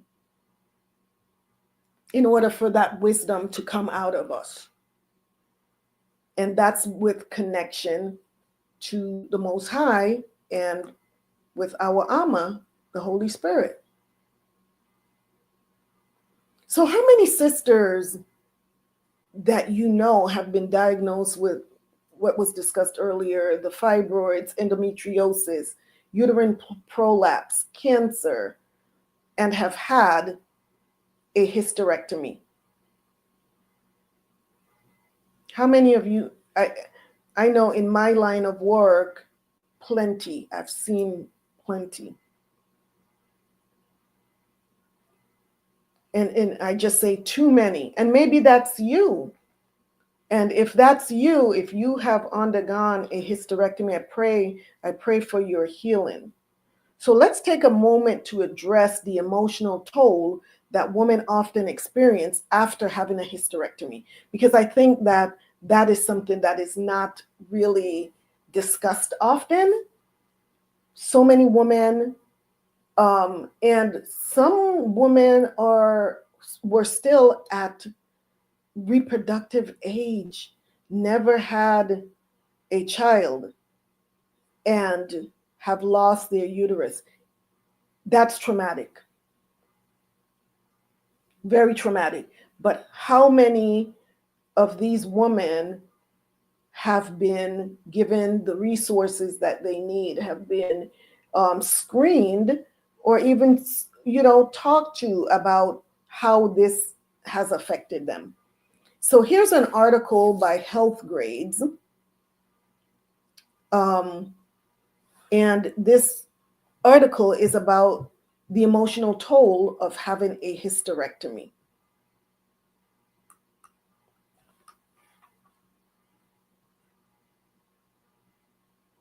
Sister Diane says, sis, you are conceiving ideas on the daily, birthing baby butters, salts, and the such. Oh my goodness, you are so right, sis. Doctors don't always give us all options when it comes to our uterus. we're going to talk about that, Sister Jean. We're going to talk about that because we need to understand that the doctors have no control over our bodies. We do. This is the temple that the Most High God has given us to live in, and He has made us the steward over this vessel. So one of the things that I wanted to talk about, but I'm just going to go into it right now, is always getting a second opinion. Always getting a second opinion or a third. I had fibroids, clusters of fibroids. I could lay on my back and I could press on my abdomen and I would feel the lumps and heavy bleeding. I went through all of that and, had an ultrasound. Boom, here it is. This is what's going on in here. Let's see. Maybe we can put you on some medication. Maybe hysterectomy. And I thought, not for me. Not for me. And so that's when I really started doing some more research about, well, why is it that, why do so many Black women, quote unquote, have a history of fibroids? And not only that, hysterectomies. And back then, this was many years ago, I learned that, I knew that fibroids are estrogen dependent tumors. So they thrive on estrogen. When you go into menopause, if you are, if you have these fibroids, those fibroids start to shrink after menopause. Why? Because the estrogen isn't there for them to feed on.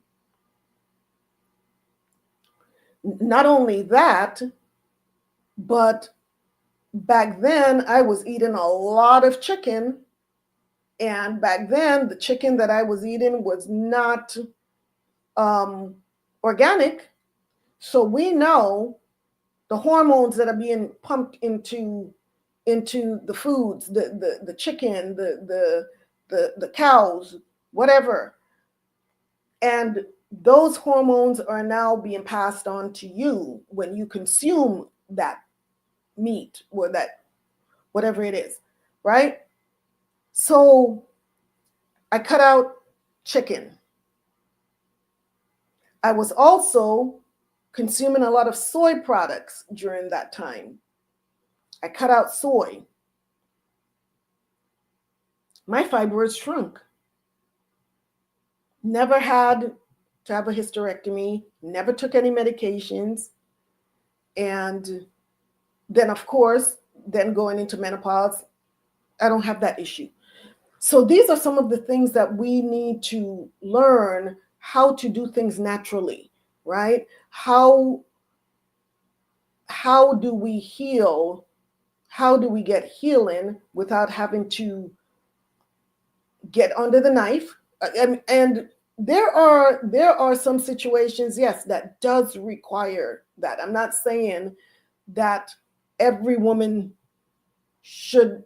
that has been recommended to have a hysterectomy should not have it. But I do believe that getting a second opinion or even a third opinion is absolutely key. And incorporating a naturopathic doctor on your healthcare team is also key. Yes, you may have your medical doctor over here, you go in and get your blood work and so on and so forth, whatever there, but also have a naturopathic doctor on your healthcare team as well. So when you get a diagnosis over here, you can go over here and say, hey, what can I do on a natural level to heal this issue? And for a lot of us back in the day, we didn't know these things, right? So once again, do not beat up on yourself if you have had a hysterectomy and you look back and you think, wow, maybe I should have done this or should have done that. That's not going to change anything. And one of the reasons why we're having this, why I'm talking about this topic, why I brought this up, is that it not only helps us as the older generation, but we can now pass on this information to the younger generation so that they can do better than we did. Sister Jean says, yes, I had fibroids as well, bleeding like a crime scene. Doctor said, remove the uterus. And I said, absolutely not. It did not feel right, even before the truth. All praises, sis. All praises. And I'm sure you're fine now, right? Yeah. So let's talk about the emotional toll of having a hysterectomy. Let me get that article and drop it in the comment box for you here.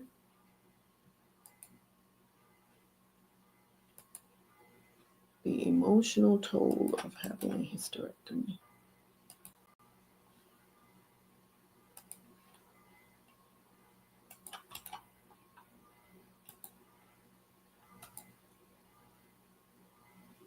All right.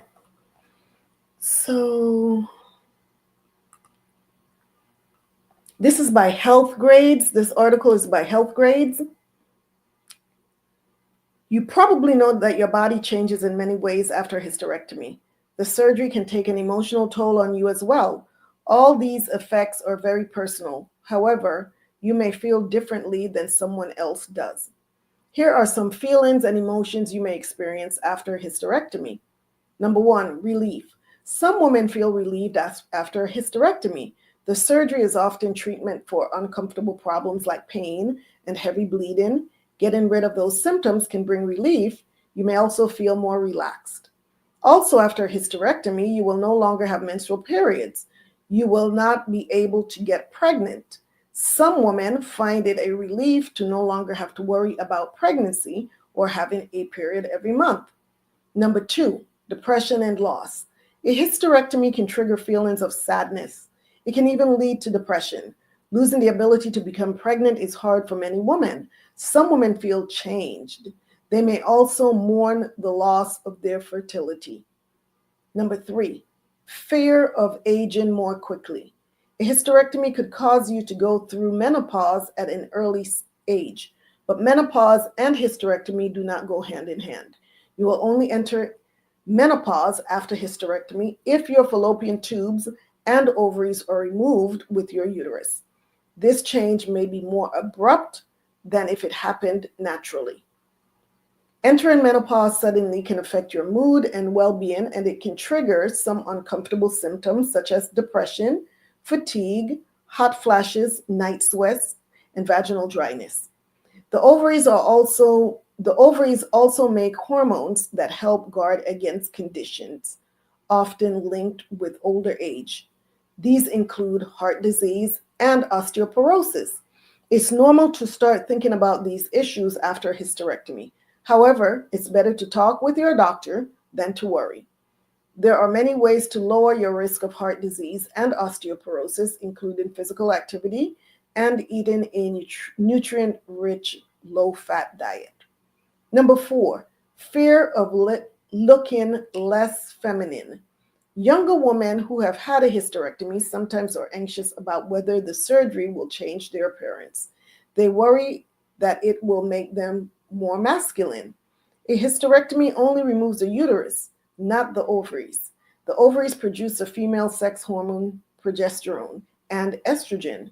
But even surgery to remove the ovaries, called an oophorectomy, does not result in masculine features. Research shows that once women better understand their anatomy, this fear of becoming more masculine lessens. So does the stress it brings. Rest assured that a hysterectomy does not affect femininity. So how do you cope with your emotions?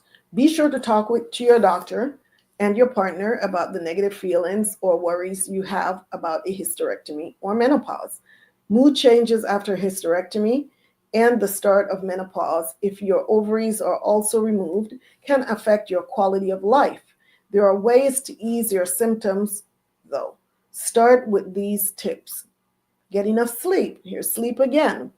Stick to a sleep schedule. Have regular times to go to bed and wake up. Keep your room dark and cool. Limit alcohol, caffeine, large meals, and physical activity several hours before bed. Exercise. Be active for at least 30 minutes on most days of the week. Try to relax. Find ways to ease your stress. Relaxation techniques or reading can help. So can spending quiet time outdoors. Find support. Besides your partner and doctor, you may also want to confide in a friend or consider joining a support group for women who've had a hysterectomy. Ask about treatment. Some women need medication to ease symptoms of menopause and depression. Talk therapy helps some women too. Ask your doctor about what might work for you. Get to know your body. Knowledge is the antidote for anxiety. Ask your doctor to explain any physical changes you might feel or see. Sometimes all it takes is a little health education to ease your fears. And that's important. When so many women go to see their doctors, they walk out of there feeling frustrated because all of the questions that they had before going in, when they leave, they still have those questions because those questions were unanswered, because the doctor is not spending the time with them that is necessary to explain what is going on with the body, what are my goals for treating you, what are my expectations as far as your treatment, what do I expect you to do on your end. The doctor should be expressing all of this to the patient. Let the patient know, what is my diagnosis? What does this diagnosis mean? How do you plan to treat me? What if this fails? Then what? What do I have to do on my end for this to be successful, for me to have a good outcome? And if your doctor isn't spending time with you, you need to really advocate for yourself. You have to advocate for yourself. You have to be your best advocate. When you go in to see your doctor, if your doctor has a habit of walking in and spending 2 minutes with you and walking out, you need to remind your doctor that they work for you. They work for you, right? It is their responsibility to care for you. And so you go to your appointments prepared, have a list of questions written down. And as soon as your doctor walks in and you say your greetings, hello, doc, blah, blah, blah, blah, blah, blah, you say, there are some questions that I need answered before I leave today. Could you please sit down and go over these questions with me? And if you have a long, lengthy list, more than likely your doctor is not going to go through all of those. So you may want to pick the most important 3 questions and put that at the top of the list. And let your doctor know, I have a long list, but I have 3 that are really, really important. And I really need these answered before I leave today. And this puts your doctor on the hot seat, right? Because you are advocating for yourself. And more than likely, your doctor is going to say, okay, let me take some time to answer these questions for you. If you don't go in there prepared, if you don't advocate for yourself, your doctor is going to be in there for 2 minutes and they're going to walk out. And they're going to go see the next patient. Why? Because unfortunately, that's the healthcare system that we have. So many doctors have 40-something patients to see in one day. That's a whole other story. That's a whole other show for a whole other day. We're going to talk. That is definitely a show that we will have on how to advocate for yourself when you see your doctor. We're going to talk about that. So, sidebar. My strong suggestion, if you've been diagnosed with any of these conditions, like we discussed, the fibroids, endometriosis, cancer, get a second opinion and talk to a naturopathic doctor as well as your primary care doctor, and have them work together to heal your womb. The goal should be to heal your womb. That's the goal. But the healing doesn't stop there. Food is medicine. Food is medicine. Sister Diane says, I like that. Pass on to the info to the next generation. Health is wealth. Khan says, Khan. Food is medicine, and we've talked about this. Food is medicine, and the womb responds to what we put in and on our bodies. So here are some key herbs that you want to take for womb support. Please jot this down. If you have a pen, a notepad, red raspberry leaf tones the uterus. Nettle, rich in iron and minerals. Thank you, Mary. Thank you so much. I'm glad you're enjoying this show and you appreciate the information. Thank you. Yarrow, Yarrow, is for menstrual cramps and stagnation. Motherwort is for emotional balance and heart-centered healing. Mugwort, Mugwort, is a sacred herb for intuition and menstrual regulation. These herbs aren't just for sipping. They are to be consumed with intention, with the belief that they're going to do what the Most High created them to do, which is to be used as medicine for our healing. So when we're taking these herbs, when we're sipping these teas, we need to be intentional with what we're doing.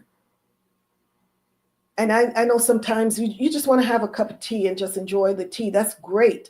But if you are consuming teas and tinctures and tonics and so on for a specific ailment, be intentional and expect these herbs to do what the Most High created them to do.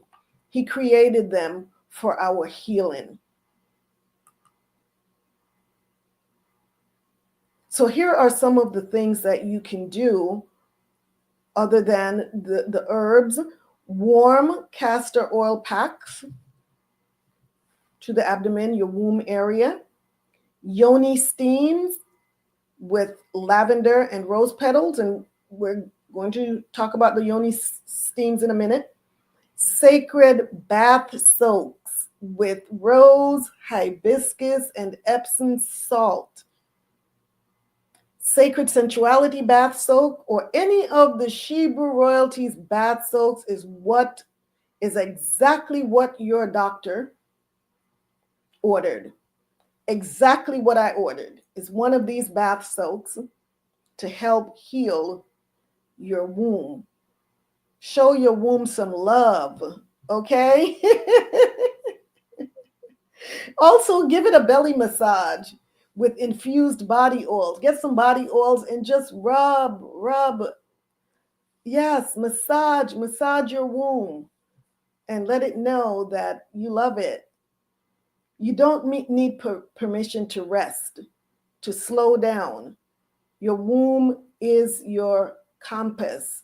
She is going to guide you. So trust her, right? So once again, red raspberry leaf, uterine toner, menstrual support, nettle, rich in iron. It rebuilds blood and supports fatigue. You can do that in a tea or a tincture. You can have that. Motherwort is calming, eases PMS. It's a heart-centered herb. I take motherwort on a daily basis. You can use it as a tea or bath soak. Yarrow regulates bleeding, supports pelvic stagnation. You can use it in a tea or a yoni steam. Mugwort is for menstrual regulation. You can also use this as a tea or a steam. Do not use mugwort during pregnancy. Rose petals are heart-opening, anti-inflammatory, and for sensual energy. You can have rose petals as a tea, a compress, or as a bath. And many of Shebrew Royalty's bath soaks contain rose petals. So many of you are probably wondering, what in the world is a yoni steam? How many of you have tried a yoni steam or have heard about a yoni steam? If you have, raise your hand. Give me a raised hand in the comment box. But if you haven't, you're about to find out. You are about to find out what a yoni steam is. And I am going to show you this video, how to easily V-steam at home. And this is by Lily Isaac. Lily Isaac. Let us learn about the yoni steam.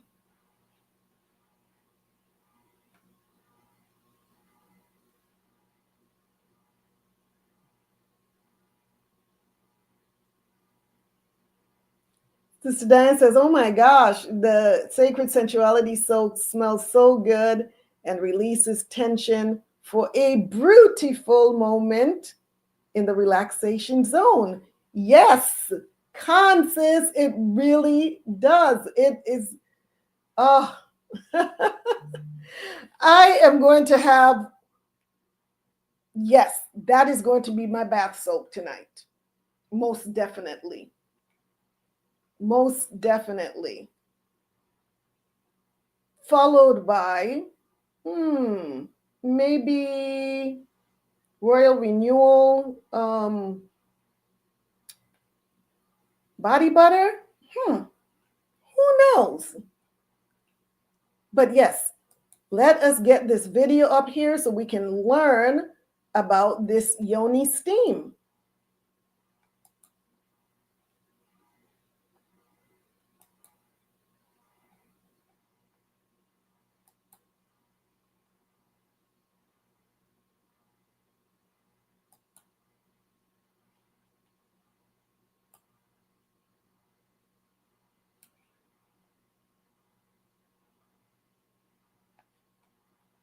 Just a second. Hi, welcome. This is Lily, and in this video, I'll be showing you how to make your very own yoni steam blend. Today, we're using 4 different herbs, starting with red raspberry leaf, which is known to tone the uterus. And we're also using chamomile, which is one of my very favorites. Moving on, we're using rose petals and calendula, which, by the way, smells amazing. So we're going to be making a mixture of 1 cup. And this is my yoni steam basin for the toilet seat. It's very practical, and I got it from Amazon. I highly recommend it. So without further ado, let's go ahead and get started. Yoni steaming is an ancient practice that uses herbs or plant medicine to support a woman's natural healing process. Yoni steams cleanses, rejuvenates, restores, and strengthens the womb and body. It's also a great way to reconnect with yourself on an emotional, spiritual, and physical level. For this entire process, I recommend that you clean and sanitize your working area, the toilet seat, and wash your hands. Make sure the water is not too hot because you can burn your kitty. Trust me from experience. Physical benefits of yoni steaming include a reduction in pain, bloating, or exhaustion associated with menstruation, decreases heavy menstrual flow, regulates irregular or absent menstrual cycles, and it can heal or tone your reproductive system after giving birth.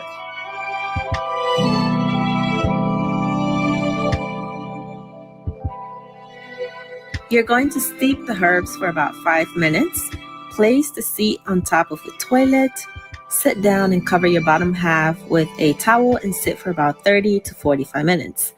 You can read a book, go on Instagram, meditate, or do whatever you please.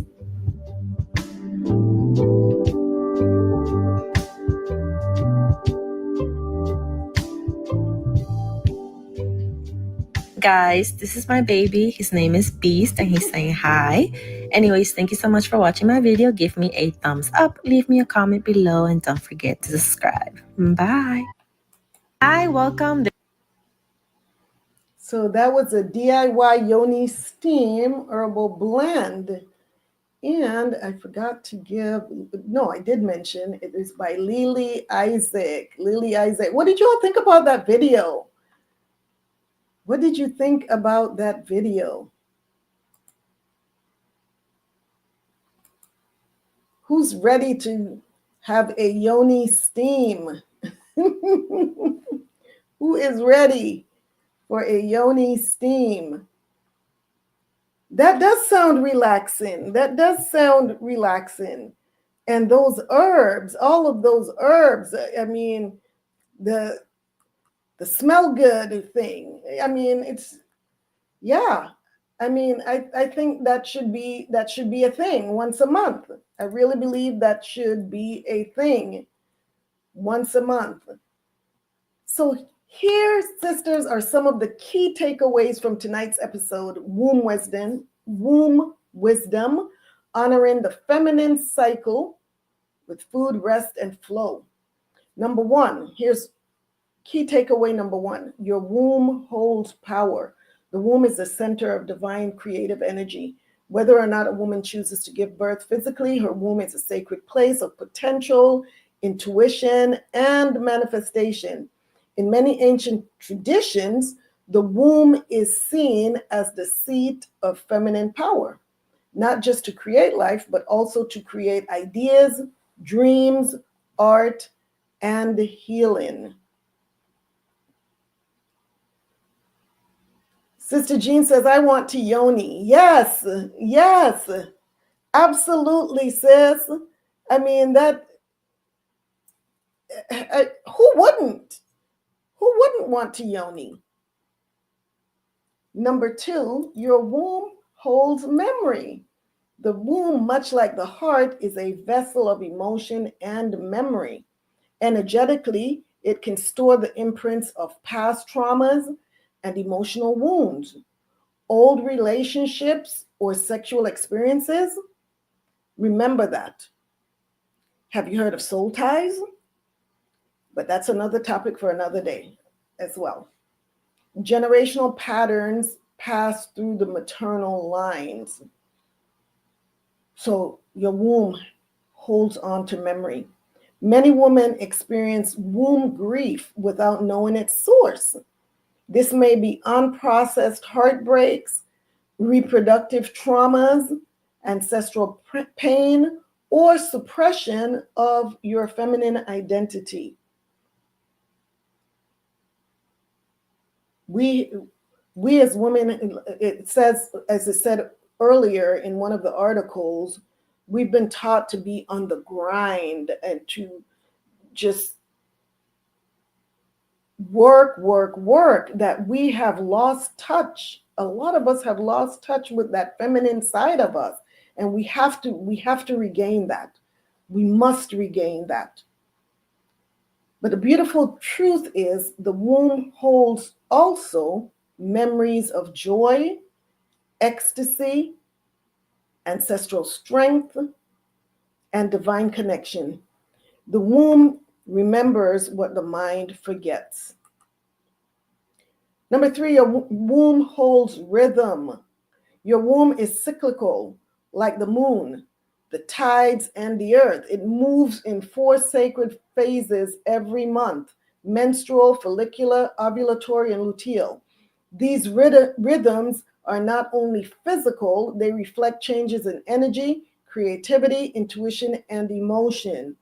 By honoring your body's natural rhythm, you align with a divine blueprint. So menstruation, once again, is a time to release and rest. That's your inner winter. Follicular phase is a time to renew and dream. That's your inner spring. Ovulation is time to create and connect. That's your inner summer. And your luteal phase is time to reflect and retreat. That's your inner autumn. When we live in tune with these rhythms rather than fighting them, we experience greater balance, flow, and harmony, physically and spiritually. Your womb is your inner moon. She moves in rhythm, not rules. So this perspective not only empowers us as women to reclaim our health and energy, it also invites us into a deeper, more sacred relationship with our bodies. It helps us to appreciate and love this amazing and beautiful vessel that the Most High AHAYAH created. Treasure your temples, sisters. Treat it like the royalty that it is. Clear out the physical, emotional, and spiritual clutter and toxins. It is time to start womb spring cleaning and detox. Yoni. Yoni herbs. Yes, it's on. It's on, right?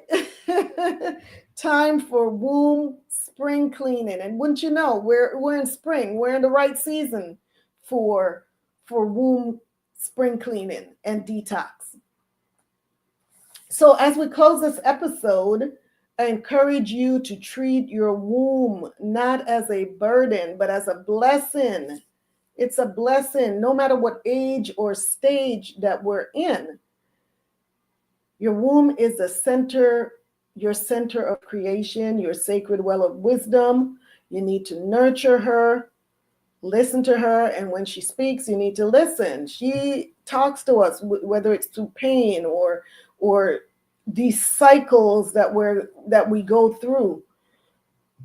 Listen to your body. Listen to your womb. So sisters, that's it for tonight. That is it for tonight. If you have any questions, drop them in the comment box really quickly, because we really went over tonight. This has been, and thank you all for sticking with me. If you, I really hope that you found this information useful. And if you enjoyed this episode, be sure to subscribe and share it with someone who needs this message. Let's grow this channel so that this information can reach Shebrews throughout the four corners of the earth, and even those who are not Shebrews but are willing to be a part of our community. We are to let our light shine so that others can be led to the source of the light, because we're not the source. We are just a vessel that's being used by the source, which is Yeshua Christ. Let's grow this channel, all right? Let us grow this channel, sisters. So I love you and always appreciate you taking time out of your very busy schedule to have tea and conversation with me. The water. Thank you for your support. I'm so grateful for each and every one of you.